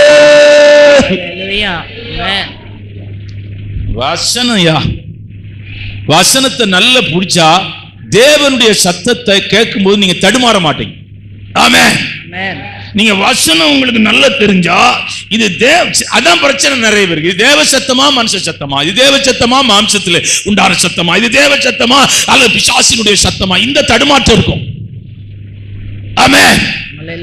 ஆனா வசனம் உங்களுக்கு நல்லா தெரிஞ்சிச்சா இந்த தடுமாற்றம் இருக்கவே இருக்காது. அடுத்த இடத்துக்கு அருமையான ஆவிக்குரிய மனிதனாய் இந்த செய்தி உன்னை உருமாற்றுவதாக, ஆவிக்குரிய மனிதனாய் இந்த செய்தி உன்னை எழுப்புவதாக, ஆவிக்குரிய மனிதனாய் அருமையான உன்னை இந்த மாற்றுவதாக, ஒரு ஆவிக்குரிய ஊழியக்காரனாக உன்னை இந்த செய்தி உருவாக்குவதாக. நீ எந்த புக்கிலிருந்து இந்த செய்தி கேட்டாலும் உன்னை ஒப்புக்கொடு. அருமையான பந்தய பொருளை இழந்து விடாது, பந்தய பொருளை விட்டு விடாது. உனக்காக வைத்திருக்கிற நீதியின் கிரீடத்தை நீ இழந்து விடாது, நித்திய ஜீவனை இழந்து விடாது. சத்தியத்தை காக்கிற ஒரு இருதயம் உனக்குள்ளே பிறப்பதாக இயேசுவின் நாமத்திலே. மூன்றாவது ஆவிக்குரிய மனிதன். அடுத்த பிரச்சனை என்னவென்றால், நிறைய பிரச்சனை இருக்குது. பேர் கிறிஸ்தவனுக்கும் மாம்சத்திலே இயேசுவை பின்பற்றுகிறவனுக்கும் ஏகப்பட்ட பிரச்சனை இருக்குது. அடுத்தது அந்நிய பாஷை பேசுவது. ஆவியிலே நிறைந்து அந்நிய பாஷை பேசும்போது ஆவிக்குரிய மனிதன் பலனடைகிறான். ஆமென். ஹல்லேலூயா. அது நல்லா புரிஞ்சுக்கிடுது. ஒரு அம்மா தெரியாம சபைக்கு போயிட்டாங்க, ஒரு சபைக்கு, பேர் கிறிஸ்துவ சபை. அந்த ஐயர் சொன்னாரு, ஏம்மா நீ சபை மாறி வந்திருக்கிற, பரவாயில்ல இருந்துக்கோ, நாங்கள் அந்த பாட்டு பாடுவோம் எல்லாம் செய்வோம், நீ எங்களோடு கூட இணைஞ்சிக்கோ. இந்த சத்தங்குத்தம் போட்டு அந்நிய பாஷை அது இது பேசணும், நீ சபை மாறி வந்திருக்கிற, உனக்கு வேணா என் வண்டியிலே கொண்டு நீ இருக்க வேண்டிய சபைக்கு உன்னை கொண்டு இறக்கி விட்டுறேன். அந்த அம்மா ஒத்துக்கிட்டு, நான் பேச மாட்டேன்யா, எனக்கு இந்த சபை பிடிச்சி போச்சு, வீட்டு பக்கமாக இருக்குது. ஆனால் அந்த அம்மாவில் கண்ட்ரோல் பண்ண முடியல. ஒரு நாள் ஆராதனையில் அந்த அம்மா எகிரி பிடிச்சி அந்நிய பாஷை பேசி ஆவியில நிறைஞ்சிச்சா, ஐயர் கடுப்பாயிட்டாரு. அவங்கள பிடிச்சி அருமையா தூக்கி வெளியே கொண்டு போட்டுருங்கட்டாரு. 4 பேர் தூக்குனாங்க. அந்த அம்மா சொல்லுது, அருமையான எனக்கு இந்த என்னை ஆட்கள் தூக்கி வெளியே கொண்டு போகிறார்கள், இந்த பாக்கியத்தை கர்த்தரை கொடுத்ததுக்காக கர்த்தரை ஸ்தோத்திரம், ஐயரே டாட்டா, இனிமேல் நான் இங்க வரவே மாட்டேன். அது தூக்கிட்டு போகும்போதே சொல்லுதான். அது நீ எப்படியா பரிசுத்தாவின் அபிஷேகம் பெற்று பரிசுத்தாவின் நிறைவை பெற்று பரிசுத்தாவில நிறைந்து எப்படி ஒரு பேர் கிறிஸ்தவ சபையில மெம்பரா இருக்க முடியும்? இருக்கவே முடியாது. அப்படி என்றால் நீ பெற்ற பரிசுத்த ஆவியானவர் அருமையான தேவனுடைய பிள்ளைகளை பலமுறை துக்கப்பட்டு பலமுறை வேதனைப்பட்டு உன்னை விட்டு விலகி போய்விட்டார். நீ இந்த பழைய இந்த சவுலு எப்படி ஆவியில நிறைஞ்சானோ அப்படி நீ நிறைஞ்சிட்டு இருக்கிற. அது ஆவியானவர் அல்ல. ஆவியானவர் ஒரு மனுஷனுக்குள்ளே இறங்கும் போது அவனை சகல சத்தியத்திற்குள்ளும் நடத்துவார். ஹல்லேலூயா. நாங்க தீர்க்க தரிசனம் சொன்னோமே, வியாதியை சுகமாக்கணுமே, ஆண்டவர் சொல்லுகிறார், அருமையான அக்கிரமம் செய்யக்காரர்களே என்னை விட்டு அகன்று போங்கள். நீங்கள் பூமியில இருந்த நாட்களிலே உங்கள் ஆவிக்குரிய பகுதியை கட்டி எழுப்ப நீங்கள் உங்களை ஒப்புக் கொடுக்கவில்லை. ஆகவேதான் நீங்கள் உங்களுக்காக வைத்திருக்கிற ஆக்கினிக்கு போங்கள். வாசிக்கலாம் 1 கொரிந்தியர் புத்தகம் 14ஆம் அதிகாரம் 2ஆம் வசனம். 1 கொரிந்தியர் புத்தகம் 14ஆம் அதிகாரம் 4ஆம் வசனம். 1 கொரிந்தியர் புத்தகம் 14ஆம் அதிகாரம் 15ஆம் வசனம். 1 கொரிந்தியர் புத்தகம் 14ஆம் அதிகாரம் 18ஆம் வசனம். 1 கொரிந்தியர் புத்தகம் 14ஆம் அதிகாரம் 3ஆம் வசனம். ஏனெனில் அந்நிய பாஷையில் பேசுகிறவன் ஆவியினாலே ரகசியங்களை பேசினாலும் அடுத்த பேசுகிறதை ஒருவனும் அறியாதிருக்கிறபடியால் அவன் மனுஷனிடத்தில் பேசாமல் தேவனிடத்தில் பேசுகிறான். அடுத்து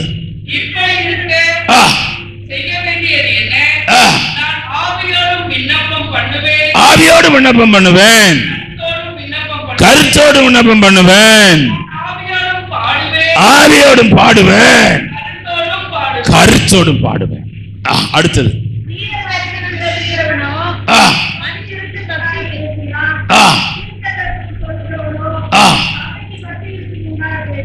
முதலாவது ரகசியங்களை பேசுகிறான், இரண்டாவது அருமையான பக்தி விருத்தி பண்ணும்படி பேசுகிறான், மூன்றாவது கடைசியா எழுதப்பட்டிருக்கிறது. பவுல் கொரிந்தி சபைக்கு எழுதுகிறான், அந்நிய பாஷை பேசுவதை தடை பண்ணாதிருங்கள். இப்படி இருக்க சகோதரரே, தீர்க்க தரிசனம் சொல்ல நாடுங்கள், அந்நிய பாஷைகளை பேசுகிறதற்கும் தடை பண்ணாதிருங்கள். இனி நான் இது கொஞ்சம் விளக்கம் கொடுத்து அடுத்த பகுதிக்குள்ளே போறேன். ஏன் ஆண்டவருக்கு தமிழ் தெரியாதா? ஒரு கொஸ்டின். அவருக்கு நல்ல தமிழ் தெரியும், இங்கிலீஷ் தெரியும், ஹிந்தி தெரியும், தெலுங்கு தெரியும், மலையாளம் தெரியும், எல்லா மொழியும் தெரியும். அப்படின்னா நீங்க என்னங்க அந்நிய பாஷையில அவர் பேசுறீங்க? அது ஒரு கொஸ்டின், நல்ல கொஸ்டின், அது ஒன்றும் தவறான கொஸ்டின். நான் அதுக்கு விளக்கம் கொடுக்கிறேன். உங்களுக்குள்ளே ஆவியிலே இப்ப யார் இருக்கிறார்? ஆவியானவர் இருக்கிறார். ஆவியானவர் தங்கி இருக்கிறார். இப்போ ஆராதனை செய்யும் போது உங்கள் ஆவியும் தேவனுடைய ஆவியும் இணைந்து ஆராதனை பண்ணுகிறது. இந்த ஆவியானவர் யார் என்றால் முழுமையானவர், ஆழ்சத்துவம் உடையவர். ஏதோ அருமையான ஆவி அல்ல, அவர் ஆழ்சத்துவம் உள்ளவர். உங்களுக்காய் ஒரு தேற்றரவாளனை அனுப்புகிறேன், நான் போனால் நலமாயிருக்கும் என்று சொன்னாரு. அந்த தேற்றரவாளனாகிய பரிசுத்த ஆவியானவர் உனக்குள்ளே தங்கியிருக்கிறார். இப்ப அவர் என்ன பண்றாருன்னா, அவருக்கு ஒரு பாஷை இருக்கு. அவர் ஊமை கிடையாது, அவர் ஊமை கிடையாது, குருடர் கிடையாது, காது கேட்காதவர் கிடையாது, உணர்ச்சி இல்லாதவர் இல்லை, எல்லாம் அவருக்கு உண்டு. அதான் ஆழ்சத்துவம் உடையவர். அவர் இப்ப என்ன பண்றாருன்னா, அவர் பாஷையில தேவனோடு கூட பேசுறார். புரிஞ்சிச்சா? இப்போ நீங்க ஆவியில நிறைஞ்ச அந்நிய பாஷை பேசும்போது என்ன நடக்கிறது என்றால், அந்த ஆவியானவர் பேசுறார், நீங்க பேசல. அக்னிமயமான நாவுகள் அவருக்கு காணப்பட்டது. அவர்கள் பற்பல பாஷைகளை பேசி தேவனை துதித்தார்கள். புரியுதா? போப்பாண்டவருக்கே புரியல, உங்களுக்கு எப்படி புரியும் தெரியல. பிராட்டஸ்டன்ட் சர்ச் பெரிய பெரிய பிஷப் அவன் இவனுக்கே புரியல. உங்களுக்கு புரிஞ்சிச்சா? நீங்க புரிஞ்ச ஆவிக்குரியவங்க தான். ஆமென். ஏன்னா பெரிய பெரிய ஆளுங்களுக்கு எல்லாம் புரியல. அந்த சபை இந்த சபை, அவன் பெரிய பெரிய கட்டடம் வச்சுக்கிறான், பெரிய பெரிய கூட்டம் வச்சுக்கிறான், அருமையான மெடிக்கல் காலேஜ் இருக்குது, இன்ஜினியரிங் காலேஜ் இருக்குது, ஸ்கூல் இருக்குது. அவனுக்கெல்லாம் புரியல. ரொம்ப ஸ்காலர்ஸ் அவங்கெல்லாம், பைபிள் ஸ்காலர்ஸ், அவங்களுக்கே புரியல. ஆனா உனக்கு எனக்கு கத்த புரிய வச்சிருக்கிறார். அந்த அனுபவம் தான் யோவேல் தீர்க்க தரிசனம் சொல்றான். கடைசி நாளிலே மாம்சமான யாவர் மேலும் என் ஆவியை ஊற்றுவேன். இப்ப இந்த ஆவியானவர் உள்ள இருந்து என்ன செய்யறாரு? பொதுவா பெண்டிகாஸ்டல் பீப்புள் என்ன பண்ணுவாங்கன்னா, சபைக்கு வருவாங்க, கொஞ்சம் அந்நிய பாஷையெல்லாம் பேசி ஆடி குதிச்சு 4 சேரை உடைச்சு போட்டு போவாங்க. அவங்களுக்கு ரொம்ப திருப்தி. என்ன பிரதர் எப்படி இருக்கிறீங்க, ஆவியில் நிறைஞ்சிங்களா? நான் ஒரு 4 சேரே உடைச்சிட்டு வந்துடுறேன். அப்பனா நான் எப்படி ஆவியில் நிறைஞ்சிருப்பேன்னு பாருங்க. நல்லது, நீங்க சேர் 4 6 உடைங்க. ஏன்னா இங்க எல்லாம் சேரை உடைச்சிட்டு இருக்காங்க. பசங்க எல்லாம் நிறைய பேர் சேர் உடைக்கிற ஆட்கள் இங்க இருக்கிறாங்க, எனக்கு தெரியும். வேணும்னே கை வச்சு குத்துறாங்க. சரி பரவாயில்ல, நீங்க உடைச்சிட்டே போங்க. ஆனா அந்த ஆவியானவர் பேசுகிறவர். அந்த ஆவியானவர் தேவனோடு கூட பேசுகிறார். அதை வியாக்கியானம் பண்ணுகிறோம், அதுக்கு வழக்கி சொல்லுகிறோம். அவங்க அந்நிய பாஷை பேசி தீர்க்க தரிசனம் சொன்னாங்க. ஆமென். நல்லா புரிஞ்சுக்கிட்டீங்களா? புரிஞ்சுதுங்களா? இது ஒரு மத கொள்கையோ, நான் மதத்தை எல்லாம் ஏற்றுக்கொள்கிறவன் அல்ல. சபைகள் எல்லாம் ஏற்றுக்கொள்வதில்லை. 1000 சபை இருக்கு, 1000 உபதேசம் வச்சுக்கிறான் ஒவ்வொருத்தனும். பைபிள் என்ன சொல்லுகிறதோ அதை பிரசங்கிக்கிறோம். பைபிள் சொல்லுகிறத பிரசங்கம் பண்ணோம். தேவனோடு கூட ரகசியங்களை நீங்கள் பேசும்படியாய் இந்த அந்நிய பாஷை உங்களுக்கு உதவி செய்கிறது. உங்களுக்குள்ளே ஒரு பக்தி விருத்தியை உண்டு பண்ணும்படியாய் ஆவியானவர் பேசுகிற அந்நிய பாஷை உங்களுக்கு உதவி செய்கிறது. அந்நிய பாஷையிலே நீங்கள் பேசி ஜனங்களை நடத்தும் போது அதனுடைய விளக்கம், தீர்க்க தரிசன வார்த்தைகள் அதிலே இருந்து வெளிப்படுகிறது. சும்மா வந்து நான் பயப்படாதே சோர்ந்து போகாதேன்னு சொல்றல, ஆவியானவர்ல நிறைஞ்சு ஜெபம் பண்ணி சொல்லும் போது ஜனங்கள் விடுதலையாக்கப்படுகிறார்கள். ஆவியானவருடைய அனுபவம் தேவை. நான் அங்க கூட பிரசங்கம் பண்ணேன். டாக்டர் பில்லி கிராம், அவர் தான் உலகத்திலே அதிகமான பேருக்கு சுவிசேஷத்தை அறிவித்தவர். அதுக்கு பிரதான் ரெனால்டு போங்க, டிஜிஎஸ் இவங்கெல்லாம் வர்றாங்க அந்த லிஸ்ட்ல. அவர் சொல்றாரு, அவர் ஒரு பாப்டிஸ்ட் சபை எவாஞ்சலிஸ்ட். ஏன்னா உலகத்திலே அதிகமாய் வளர்ந்த ஒரு சபை பாப்டிஸ்ட் சபை தான். உலகம் முழுவதும் இருக்குது. நீங்க மிசோரம், நாகாலாந்து, அவங்க சபை பெர்மிஷன் இல்லாம வேற ஒரு சபை அங்க உள்ள கொண்டு போக முடியாது. ஒரு சபை போயிருக்குது, அவங்க பெர்மிஷனோடி போயிருக்கு. அவங்க கண்டிஷன் போட்டுக்கிறாங்க, எங்க சபை எதுவும் நீங்க தாக்கி பேசக்கூடாது. அப்படி ஏஜி சர்ச்சை உள்ள விட்டுக்கிறாங்க, அதுவும் அவங்க கண்ட்ரோல்ல விட்டுக்கிறாங்க. அவர் சொல்றாரு, எனக்கு இந்த அனுபவம் கிடைக்க முன்பாக நான் என்ன பண்ணுகிறேன், ஹீலிங் குருஸ் எல்லாம் நடத்தினேன், ஆண்டவர் அற்புதம் செய்தாரு, சுவிசேஷத்தை பிரசங்கம் பண்ணேன். ஆனா இப்படி ஒரு அனுபவம் இருக்கிறது என்று தொடர்ந்து நான் கேள்விப்பட்டு கொண்டே இருந்தேன். நான் அதை வாஞ்சித்து பெற்றுக்கொண்டேன். இப்பொழுது என்னுடைய ஊழியம், இப்பொழுது அருமையான நான் நடத்துகிற அருமையான ஹீலிங் குருசேடு, ஆவியானவர் வருகிறதை பார்க்கிறேன், ஆவியானவர் அசைவாடுகிறதை பார்க்கிறேன். நான் அவர் கரத்தின் கீழ் இருக்கிறதை என்னாலே உணர முடிகிறது என்று எழுதுகிறார் தன்னுடைய புத்தகத்தில். ஆமென், ஆமென், ஹல்லேலூயா. அபிஷேகம் தான். ஃபாதர் பாட்டு இவ்வளவு ஃபேமஸாக ஒரே ஒரு ரகசியம் தான். அவரை காட்டிலும் நல்லா பாடுறவங்க நிறைய பேர் இருக்கிறாங்க, அவரை காட்டிலும் நேர்த்தியா பாடுறவங்க இருக்காங்க, அவரை காட்டிலும் ஆடுறவங்களும் இருக்கிறாங்க. ஆனா அவருடைய பாட்டு ஜனங்களுக்குள்ளே போவதற்கு ஒரே ஒரு ரகசியம், அவர் மேல் இருந்த அபிஷேகம் தான். அவர் ஆவியில நிறைஞ்சு பாடுறார். அது என்னால பார்க்க முடியும். சின்ன சின்ன வார்த்தை தான், சின்ன சின்ன வார்த்தை தான். இந்த அபிஷேகத்துல பாடும்போது பிசாசுகள் ஓடும். அவர் கூட்டத்தில் நான் பார்த்துருக்கேன், பிசாசுகள் ஓடுகிறத பார்த்துருக்கிறேன். அவர் ஒன்றும் செய்ய மாட்டார், பாட்டு தான் பாடிட்டு இருப்பார். ஜனங்க ஆண்டவரை ஏற்றுக்கொள்வாங்க, ஜனங்க ஆண்டவர் அன்றைக்கு வருவாங்க, பாட்டு தான் காரணம். ஆகவே நீ அபிஷேகத்துல செய்கிற ஊழியம் மகிமையாயிருக்கும், அபிஷேகத்துல நீ ஜெபிக்கிற ஜெபம் மகிமையாயிருக்கும், அபிஷேகத்துல நிறைந்து ஜெபிக்கிற ஜெபம் சுகத்தை கொண்டு வரும், அபிஷேகத்துல நிறைந்து ஜெபிக்கிற ஜெபம் விடுதலையை கொண்டு வரும். நீ ஆவியானோடு இணைஞ்சிருங்க. ஆமென். நல்ல அபிஷேகத்தை நிறைஞ்சு அந்நிய பாஷை பேசு. என்ன பிரதர் சங்கர், அவர் என் கூட சைக்கிளில் ஊழியம் செய்த ஒரு மதுரையில் ரொம்ப ஃபேமஸ் ஆயிட்டார். ஒரு நாளைக்கு அந்த மெயின் அவங்க சொல்றாங்க, ஒரு நாளைக்கு அவர் 200 தந்தி வருங்கிறாங்க. 200 300 தந்தி. அந்த காலத்தில் தந்தி காலம்ல, அதெல்லாம் தந்தி வரும். ஜெர்மனுங்க பிரதர், ஜெர்மனுங்க. அந்த post office, Madurai main post ஆஃபீஸ்ல இருந்து அவர் ஒரு ஆளையே வேலைக்கு போட்டார். அவங்க சொன்னாங்க, எங்களால் உங்க தந்தியை ரிசீவ் பண்ண முடியல, நீங்களே ஒரு தந்தி மிஷினை கொண்டு வந்து வச்சு இங்கேயே ஒரு ஆபீஸை வச்சுடுங்கட்டாங்க. ஆனா அவரை நான் இந்த ஜிக்மருக்கு இங்கதான் தங்கி இருந்தாரு, அண்ணா திடல்ல மீட்டிங்கு. சரி ஃபோன் பண்ணேன், நீங்க வாங்க பாஸ்டர்னாரு. நான் கேட்டேன், எனக்கு தெரியுதா, என்னை மறந்துட்டீங்களா? சைக்கிள்ல கிராமமா போயிருக்கிறோம்.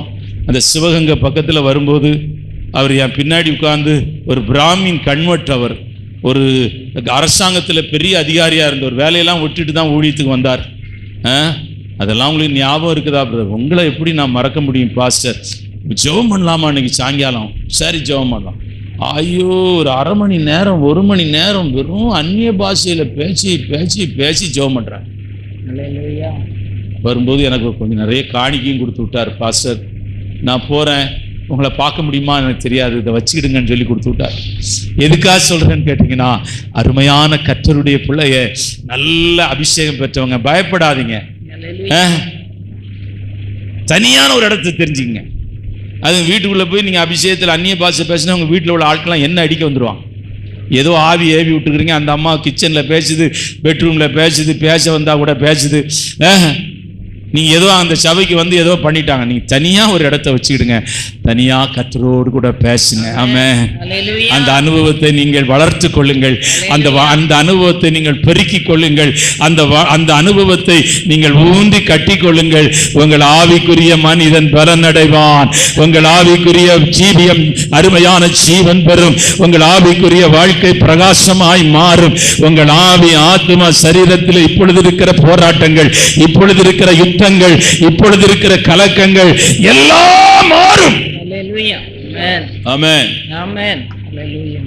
அடுத்தபடியாக ஆவிக்குரிய மனிதன் குறித்து நான் உங்களோடு கூட பேசுகிறது என்னவென்றால், 1 தெசலோனிக்கரின் புத்தகம் 5ஆம் அதிகாரம் 19ஆம் வசனத்தை வாசிக்கலாம்.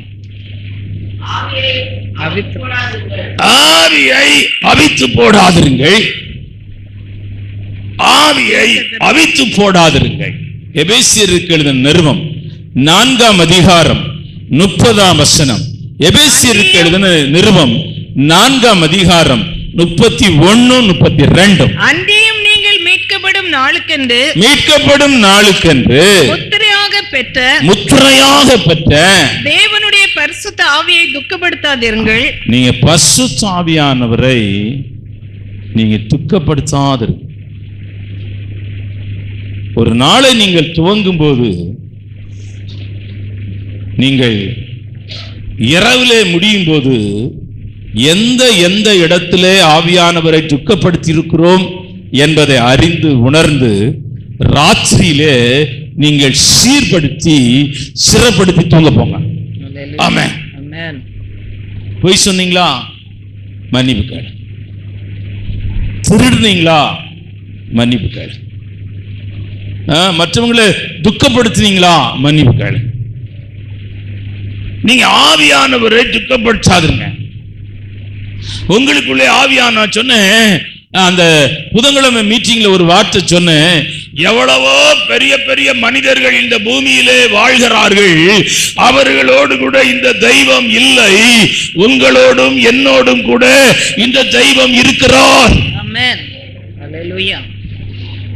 பெரிய பெரிய ஆட்கள் இருக்கிறாங்க. ஒவ்வொருத்தருடைய ஹிஸ்டரியை கேட்டா பாத்ரூம் கோல்டா. இங்க 2 பவுன் நகையை போட்டுட்டு இப்படி நம்ம தோளை வச்சுட்டு இருக்கிறோம். பாத்ரூம் கோல்டா, வாஷிங் மிஷின் கோல்டா. சரி, அதான் பரவாயில்ல. சட்டை போட்டுக்கிறான் கோல்டா. நான் அயன் பண்ணதுக்கு போகும்போது எனக்கு பண்ணல, போகும்போது எனக்கு நினைச்சு அந்த சட்டை அயன் பண்ண கிடைச்சு நான் பணக்காரன் ஆயிரும். 2 நூலை உரிவுனா போதும், 4 கிலோ கிடைச்சு. ஆமென். சரி, சட்டையும் கோல்டா, அவன் வச்சிருக்கிற கார் மூடி கோல்டா. அந்த கார் எங்கேயாவது ஆக்சிடென்ட் ஆனா என்ன ஆகுறது? யோசிச்சு பாருங்க. இவ்வளவு லக்ஸுரியஸா ஜனங்க வாழ்றாங்க, ரொம்ப லக்ஸுரியஸா வாழ்றாங்க. நம்ம விசுவாசிங்க ரொம்ப கஷ்டத்துல இருப்பாங்க, பாடுகள் இருப்பாங்க, வேதனையில் இருப்பாங்க. இந்த அரேபியா கிரேபியா அங்க போய் கொஞ்சம் பணம் வந்துட்டா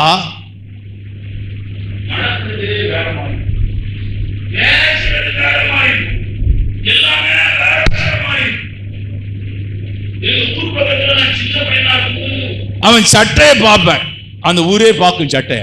இவன் ஃபாரின்ல இருந்து வந்திருக்கிறானா. அவன் ஷூ, சட்டை, பேண்ட். பெரிய பணக்காரனா இருந்து நீ நரகத்துக்கு போறதை காட்டு. நாங்க தான் சொன்னேன், ஏழையா இருந்து மோட்சம் போனா போதும். ரொம்ப படிச்சு நீ அருமையான தேவனுடைய பிள்ளைகளை நரகத்துக்கு போறதை காட்டணும். அருமையான படிக்காம விசுவாசியா இருந்து பரலோகத்துக்கு போனா பெரிய பாக்கியம். ஆமென். பெரிய அதிகாரத்துல இருந்து நீ நரகத்துக்கு போறதை காட்டணும். அருமையான ஒரு அதிகாரம் இல்லாம சாதாரண மனுஷனா வாழ்ந்து மோட்சத்துக்கு போனா போதும்.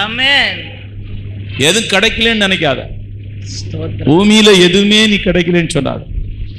பூமியில மற்றவங்களுக்கு கிடைச்சிருக்கு பாருங்க, அதெல்லாம் டெம்பரவரி. நல்லா புரிஞ்சுங்க. பேரறிஞ அண்ணா சிஎம் ஆயிட்டாராம். சிஎம் ஆயிட்டு வீட்டுக்கு வந்தா புக்கெல்லாம் கட்டி வச்சுக்கிறான், பாத்திரமெல்லாம் கட்டி வச்சிருக்கிறான், பெட்ஷீட்லாம் கட்டி வச்சுக்கிறான். ஒரு 4-5 பேர் எல்லாம் கட்டுறாங்க. இவன் வந்து ஒரு அண்ணா வீட்டுக்குள்ள வரும்போது, என்னம்மா எல்லாமே பார்சல் பண்ணிட்ட, எங்கேயோ போற போலுக்கு. நான் இல்லை, சிஎம் வீட்டுக்கு போறேன்னாங்களாம். நான் சொன்னேன், எம்மா இப்ப இருக்கிற சந்தோஷம் நல்லதுதான், ஆனா அங்கிருந்து ஒரு நாள் இதே போல கட்டிட்டு மறுபடியும் இங்க வரணும், அது ரொம்ப துக்கமான நாள். இங்கே இருந்துட்டு நல்லது. நடந்ததை சொல்றேன். எல்லாம் மேன்மையாய் தெரியும். ஆமென். மேன்மையாய் பூமி எல்லாம் மேன்மையாய் தெரியும். அக்கினி எரிந்து கொண்டிருக்கிறது. வேதம் சொல்லுகிறது, லோத்தின் மனைவியை நினைத்துக் கொள்ளுங்கள். இவனை கெடுத்தது முற்றிலும் இந்த அம்மா தான்.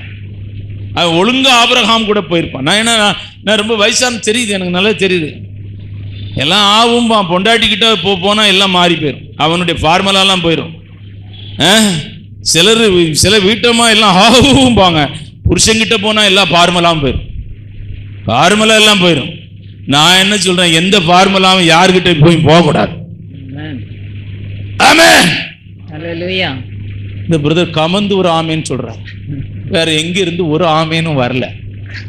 ஆமென். ஹalleluya. ஐயோ சோத்திரம்.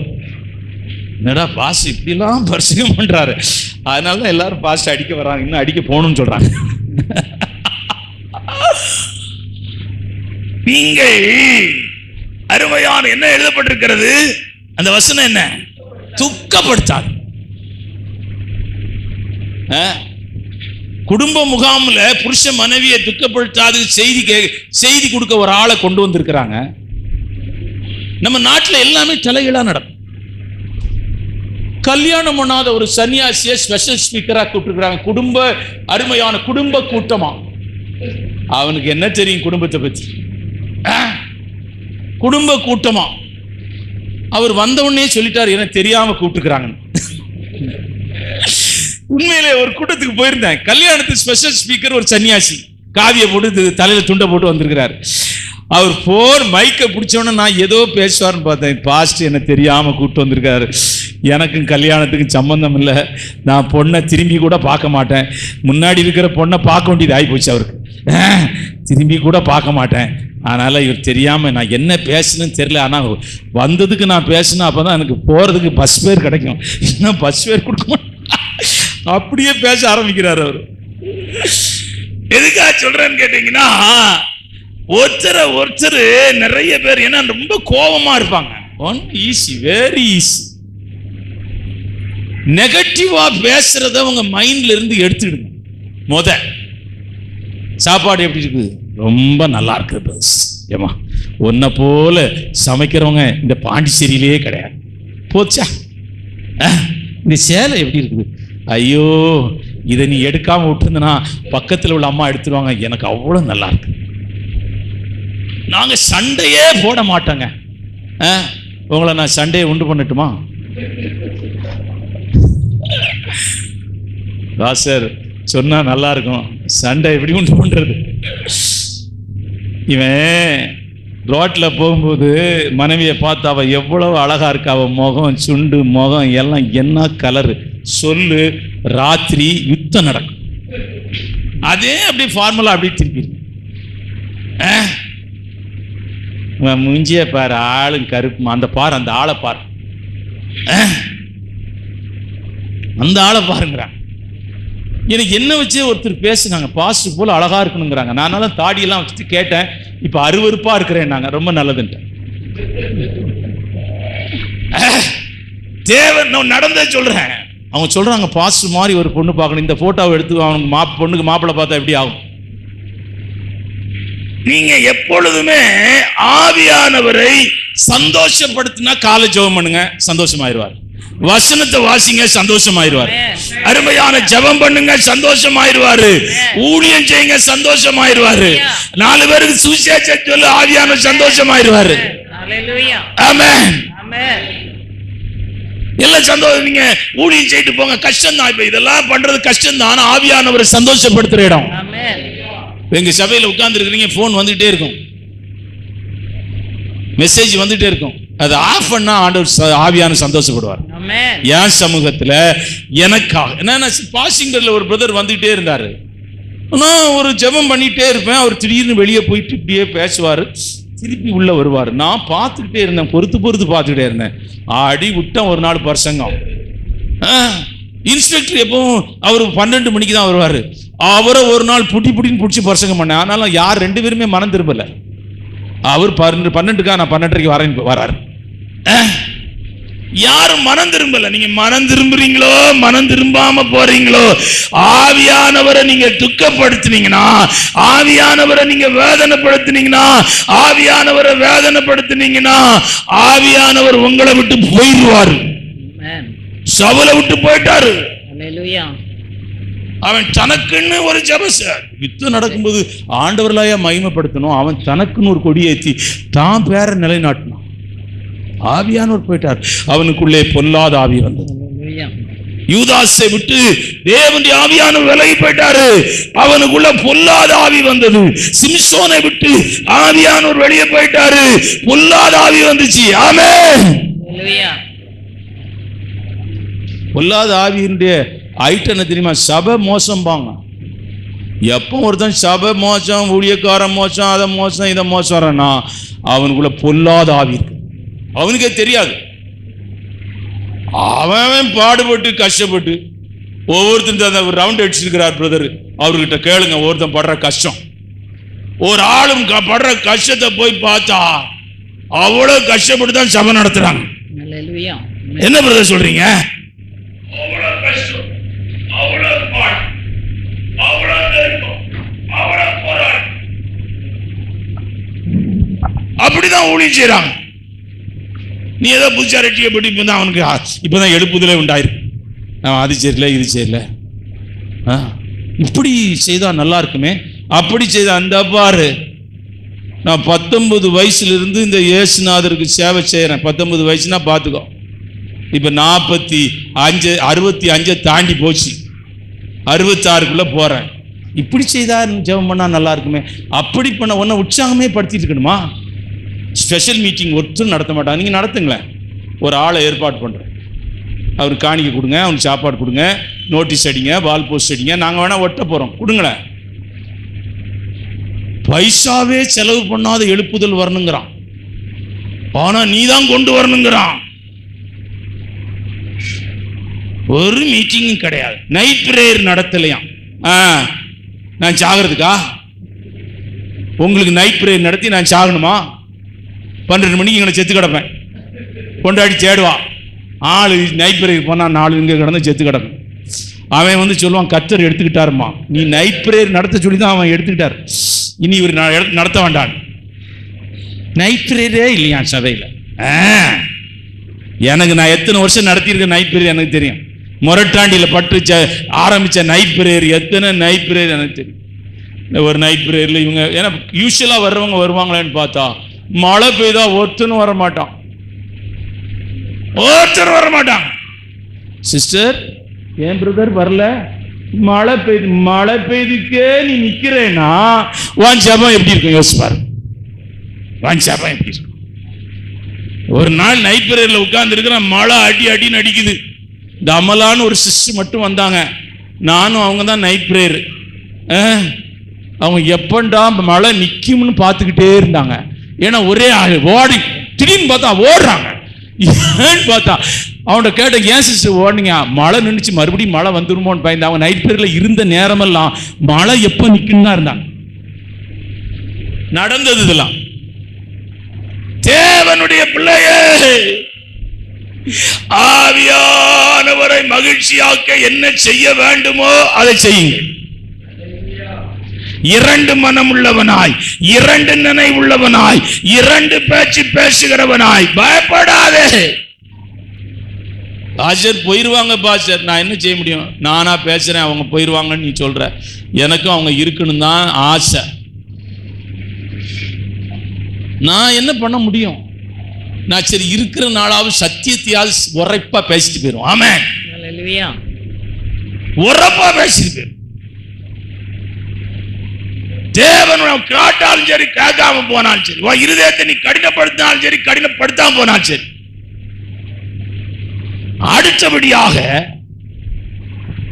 ஆவியிலே நீங்கள் வளர வேண்டுமானால் ஒரு சுத்திகரிப்புக்கு உங்களை ஒப்புக் கொடுக்க வேண்டும்.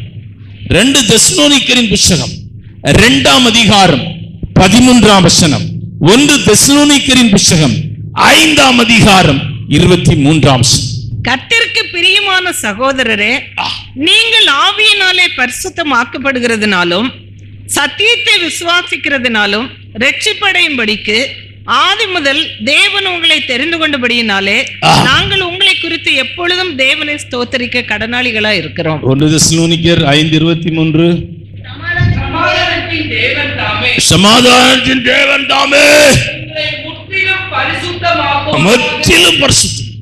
ஆவியானுடைய வேலை உனக்குள்ளே நீ ஒப்பு கொடுக்கணும். என்ன ஒரு ஸ்பிரிச்சுவல் லைஃப்ல இருக்கிற ப்ராப்ளம்ஸ் என்னன்னு கேட்டீங்கன்னா, 10 பேர் சேர்ந்து இவன் தப்பு செய்தான் சொன்னா அவன் தப்பு தான் செய்தான் தீர்மானத்துக்கு வந்துருவான். அது வேற மன்னிப்பு கேட்டான்னு வச்சுக்கோ, கன்ஃபார்ம். நான் பொதுவாக நான் மன்னிப்பு கேட்பேன். இவங்க என்ன சொல்றாங்க, பாசு தப்பு செய்யாமலாம் மன்னிப்பு கேட்டிருக்கிறாருங்கிறாங்க. சரி, நீ ஆத்மா அழிஞ்சு போயிடக்கூடாது, நம்ம மன்னிப்பு கேட்டால் அந்த குற்றம் நம்ம மேலே இருக்கட்டும், அது அந்த குற்றம் நம்ம மேலே இருக்கட்டும், நான் மன்னிப்பு கேட்குறேன்.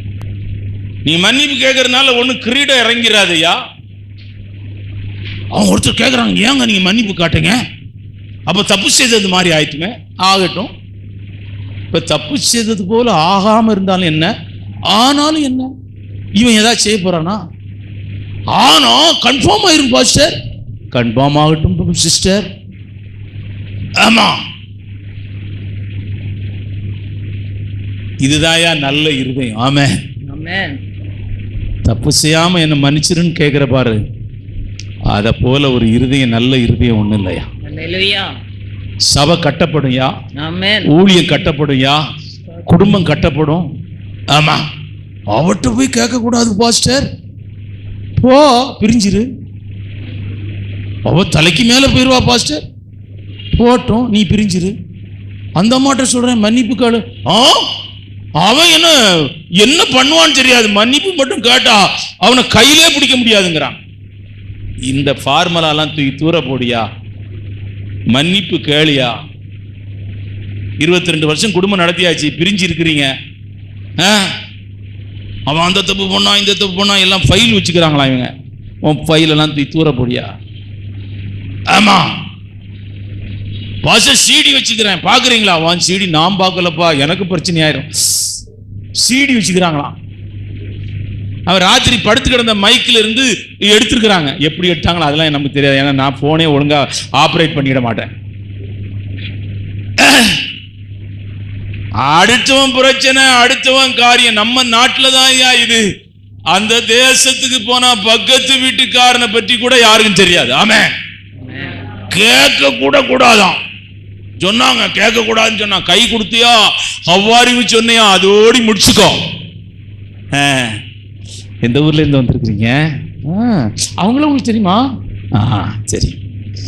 அப்போ இவங்க உங்களுக்கு பழக்கம் தானே? ஆமா, இவங்க ஒரு பழக்கம். ஏன்டா இப்படி கேட்கிறாருன்னா, நம்ம ஜாதியான அறிஞ்சு கொள்றது. உடனே அவர் சொல்றாரு, இவங்க எங்க சொந்தக்காரங்க. ஸ்பிரிச்சுவல் ஜனமா? நீ ஆவிக்குரியவனா? ஆவிக்குரியவனாயா? அடுத்த ஸ்டெப் எல்லாம் பழைய கதையை போய் கேட்டுட்டு இருக்கிறான். அவன் மர்டர் கேஸ், இவன் கூட அக்யூஸ்ட், இவன் ஜெயிலில் இருந்தான், என்னோ பரிசுத்தம் குதிச்சிட்டு கிடக்கிறான். இப்போ அவங்க சொல்றாங்க, அவன் கதை எனக்கு தெரியுங்கிறான். இது எல்லாம் சாக்கடை எல்லாம் இருதயத்தில் வச்சு. ஆமென். சிலர் மன்னிச்சிருவாங்க, பிரதர் மன்னிச்சிருங்க. நான் மன்னிச்சுட்டேன் பாஸ்டர். ஆனா அவங்க பிரச்சனையை மட்டும் மனசை விட்டு மாற்ற மாட்டான் பிரதர். அது அப்பப்போ வருது பிரதர், என்ன செய்யனே தெரியல பிரதர். அதை செய்யணும்னா இயேசு கிறிஸ்துவின் ரத்தத்தினால சுத்திகரிக்கப்பட வேண்டும். அதை மாற்றணும்னா பரிசுத்தாவினால சுத்திகரிக்கப்பட வேண்டும்.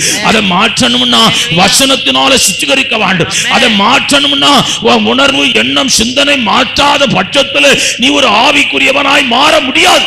ஆமென். அல்லேலூயா. உருவெடுக்க முடியாது. பழசெல்லாம் மாத்துங்க, பழசெல்லாம் போட்டுங்க, பழசெல்லாம் பேசாதீங்க. ராகாப்ப தான் குடும்பத்துல சேர்த்துக்கிட்டாரு இயேசுநாதர், தெரியுமா உங்களுக்கு? நீங்க சேர்த்துக்குவீங்களா? நீங்க சேர்த்துக்கிடுவீங்களா நான் கேட்கிறேன். குடும்பத்துல சேர்த்து அவளுக்கு பேரட்டவணையில போடுறாரு, விசுவாச பட்டியல் எழுதுறாரு. நல்ல இருதயம் உள்ளவரியா இயேசப்பா. ஆமென். நல்ல மனசுடையவரியா. ஆமென்.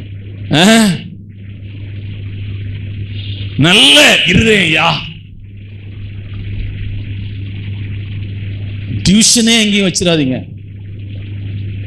டியூஷனே வைக்காதீங்க. குமரி மக்கள் மன்றமா? நாங்கெல்லாம் பாண்டிச்சேரி வந்துட்டோம், பாண்டிச்சேரி பிரிட்ஜ் ஆயிட்டோம். நான் இதுல சேர முடியாது பிரதர், நான் பரலோகத்துக்கு போக முடியாது பிரதர். நான் எந்த தேசத்தில் இருக்கணும் அந்த தேசத்துக்குரியவன். எங்கேயோ அவன் விட்டு அந்த ஊர்ல என்ன செய்தாங்க, அங்கங்கே போய் சேர்ந்துக்கிடுவாங்க. தன் இனத்தோடு கூட சேர்ந்துக்கிடுவாங்க, தன் அருமையான எல்லாரோடு கூட சேர்ந்துடுவாங்க. நான் சொல்றேன், அந்த மாதிரி ஃபெலோஷிப்ல தலைவர், பொறுப்பு, செயலாளர் எல்லாம் நீங்க இன்னைக்கு தூக்கி போடுறோம். ஆமென். நாம் இயேசு கிறிஸ்துவின் இரத்தத்தினாலே கழுவப்பட்டவர்கள், இயேசு கிறிஸ்துவின் இரத்தத்தினாலே பரிசுத்தமாக்கப்பட்டவர். ஒரு சுத்திகரிப்பு இருக்கணும், எந்த கட்சியில இருந்துடக்கூடாது. ஒரு பாஸ்டர் பிரசங்கம் பண்ணாரு, அவன் திமுக கொடியை பிடிச்சிட்டு போறான், காலையில் வெள்ளையும் சொல்லையுமா உட்கார்ந்துருப்பானா. பாஸ்டர்கிட்ட கம்ப்ளைண்ட் போயிட்டு பாஸ்டர் என்ன பண்ணாரு, தம்பி பிரதர் நீங்க எங்க இருக்காதீங்க, பின்னாடி போய் உட்கார்ந்துருங்கன்னாரு. அவன் அப்படியே போயிட்டான். அவன் போனதான் வரவே இல்லை. எல்லா விசுவாசிகளும் சொன்னாங்களாம், என்ன பாஸ்டர் அவனை பின்னாடி போய் உட்கார சொன்னீங்க, அப்படியே போயிட்டான். நான் சொன்னேன், அவன் இருந்தா என்னையும் திமுகவில் சேர்த்திருப்பாங்கிறார். அவன் போனதே நல்லது. நீங்க எந்த கட்சியில இருந்துராதீங்க. ஆமென். எந்த கட்சியில இருந்துராதீங்க, எந்த கொள்கையில இருந்துராதீங்க. ஃபுல் அண்ட் ஃபுல் நீங்கள் இயேசுவை பின்பற்றுவதிலே உங்கள் நேரங்களையும் காலங்களையும் செலவு பண்ணுங்கள். அருமையான தேவனுடைய பிள்ளைகளே, நீங்கள் மரிக்கதான் வேண்டும். அருமையான விபத்திலே நீங்கள் சிக்கிக்கொள்ளதான் வேண்டும், வியாதியிலே நீங்கள் சிக்கிக்கொள்ளதான் வேண்டும். ஆனால் இவைகள் எல்லாம் இருந்து நீங்கள் தப்பிக்கொள்ள வந்தது தேவ கிருபையே. ஆமென். ஹல்லேலூயா. தேவ கிருபையா. நம்ம வண்டி சரியாவா போயிட்டு இருக்குது, புது காரியா தலைகீழ கிடக்குது பள்ளத்துல, நல்ல டிரைவர் தான். கிருபையா, கிருபை. சாப்பிட்டு படுத்து நைட் எழும்பலையா, கர்த்தர் நம்மை பாதுகாத்து கொண்டார். ஏன்னா ஆபத்துக்கு கர்த்தர் அநேகரை இங்கே விடுதலையாக்கி இருக்கிறார். ஆபத்துக்கு நிறைய பேர் தப்பிக்கப்பட்டிருக்கிறீர்கள், ஆபத்துக்கு நிறைய பேர் காக்கப்பட்டிருக்கிறீர்கள். கொள்ள வியாதிகளுக்கு விலைக்கு பாதுகாத்து இருக்கிறார். ஹார்ட் ப்ராப்ளத்திலிருந்து கர்த்தர் விடுதலை கொடுத்திருக்கிறார். ஈரல் சம்பந்தமான வியாதிகளிலிருந்து கர்த்தர் சுகம் கொடுத்திருக்கிறார். பிசாசின் கட்டுகளிலிருந்து கர்த்தர் விடுதலையாக்கி இருக்கிறார். கர்த்தர் ஒவ்வொரு அவருடைய நன்மைகளை நீங்கள் எண்ணி பார்த்தால் அது கடலிலும் மலையிலும் அதிகமானது. ஆகவே பரிசுத்தாவியானவரை நீங்கள் அருமையான உங்களுக்குள்ளே ஒரு சுத்திகரிப்பு எப்போது ஜெபம் பண்ணும் போதெல்லாம், ஆண்டவரே என்னை மன்னியப்பா, என் குறைகளை மன்னிப்பா, ஆண்டவரே நான் நீதிமான் என்ற இடத்துல இல்லை, என்னை வைத்திருக்கிறீர், நான் அதற்கு தகுதியானவன் அல்ல, என்னை கழுவும், என்னை பரிசுத்தப்படுத்தும், என்னை சுத்திகரியும். இந்த ஒரு இருதயம் உங்களுக்குள்ளே எப்போதும் இருக்க வேண்டும். ஆமென். அப்பனா நீங்க எதிர்த்து நிற்கிறவர்களா இருக்க மாட்டீர்கள், தாழ்மை உள்ளவர்களா இருப்பீர்கள். நீங்கள் எல்லாரையும் மதிக்கிறவர்களா இருப்பீர்கள். இந்த உணர்வை விட்டு நீங்க வெளியே வந்துட்டீங்கன்னா யாரையும் மதிக்க மாட்டீங்க. ஏன்னா இப்ப யாரும் மதிக்கிறது இல்லை, வயசானவங்களை யாருமே மதிக்கிறது இல்லை. இந்த உணர்வை விட்டு நீங்க வெளியே வராதிங்க. ஆண்டவரே, நான் என் இடத்துல இந்த குறை உண்டுப்பா, என் இந்த பலவீனம் உண்டுப்பா, என் இடத்துல இந்த சோபம் உண்டுப்பா, என்னை மன்னியப்பா, என்னை சுத்திகரிப்பானா, நீ ஒரு காலம் அடுத்தவங்களை பற்றி பேச மாட்டேன். இந்த உணர்வை விட்டு நீ வெளியே வந்துட்டேன்னு வச்சுக்கோ, பேர் சொல்றது ஊழியக்காரன் பேர் சொன்ன நீ உருப்பிடுவையா? உன் குடும்பம் உருப்பிடுமா? உன் பிள்ளை உருப்பிடுவானா? ஊழியக்காரன் நீ போய் பாரு, சாமியார்களை எப்படி மதிக்கிறான்னு போய் பாரு, ஃபாதருங்களை எப்படி மதிக்கிறான்னு போய் பாரு, ரோமன் கேத்தலிக் சபை போய் பாரு, சிஎஸ்ஐ சபை போய் பாரு, அந்த ஐயருங்களை எவ்வளவு மதிக்கிறான். இந்த பெந்தேகோஸ்து சபைகள்ல நம்ம அவங்களோடு பழகிறது பேசுறதுனால அவங்க மதிக்கிறதே இல்லை. ஐயோ வராரு ஃபாதர் வராரு, அவ்வளவு மதி. ஸ்கூல் பசங்க நடுங்குறாங்க, நம்ம போனா நம்மளை அடிக்க வரானுங்க ஸ்கூல் பசங்க. கர்த்தருடைய ஊழியக்காரன் தேவனுடைய சேனையா இருக்கிறான், தேவனுடைய தூதனா இருக்கிறான், கர்த்தருடைய வார்த்தையை கொண்டு போகிற மனுஷனா இருக்கிறான். துணிஞ்சு கூட ஒரு வார்த்தை பேசாதீங்க. ஆமென். துணிஞ்சு கூட பேசாதீங்க. அவன் விழுந்தா கூட அவனை எழுப்புறது கர்த்தர். ஆமென். அவருடைய சேனையிலே அவன் இருக்கிறான், அவருடைய சேவை செய்கிறான். இப்ப விழுந்து போயிட்டான், பாவம் செய்து விழுந்து போயிட்டான், அவனை எழுப்புறது கர்த்தர் எழுப்புவார். ஆமென். ஏன்னா அவன் அவருக்குரியவன். அவர் எழுப்பலைன்னா அவன் அழிஞ்சு போயிடுவான், அவ்வளவுதான். பிசாசு அவனுக்குள்ளே இறங்கிடும், அவ்வளவுதான், எல்லாம் முடிஞ்சு போச்சு. சுத்திகரி. 5வது பாரு, சத்தியத்தை பேசு, சத்தியத்தை அருமையான உட்கொள். வாசிங்க, நான் முடிச்சிடறேன். யோவான் எழுதின சுவிசேஷம், டைம் ஆயிட்டு, 16ஆம் அதிகாரம் 13ஆம் வசனம், சங்கீதங்களின் புத்தகம் 15ஆம் அதிகாரம் 2ஆம் வசனம். ஆவியானவர் சகல சத்தியத்திலும் சத்திய ஆவியாகி அவர் வரும்போது, சத்திய ஆவியானவர் வரும்போது சகல சத்தியத்திற்குள்ளும் உங்களை நடத்துவார். சகல சத்தியம்.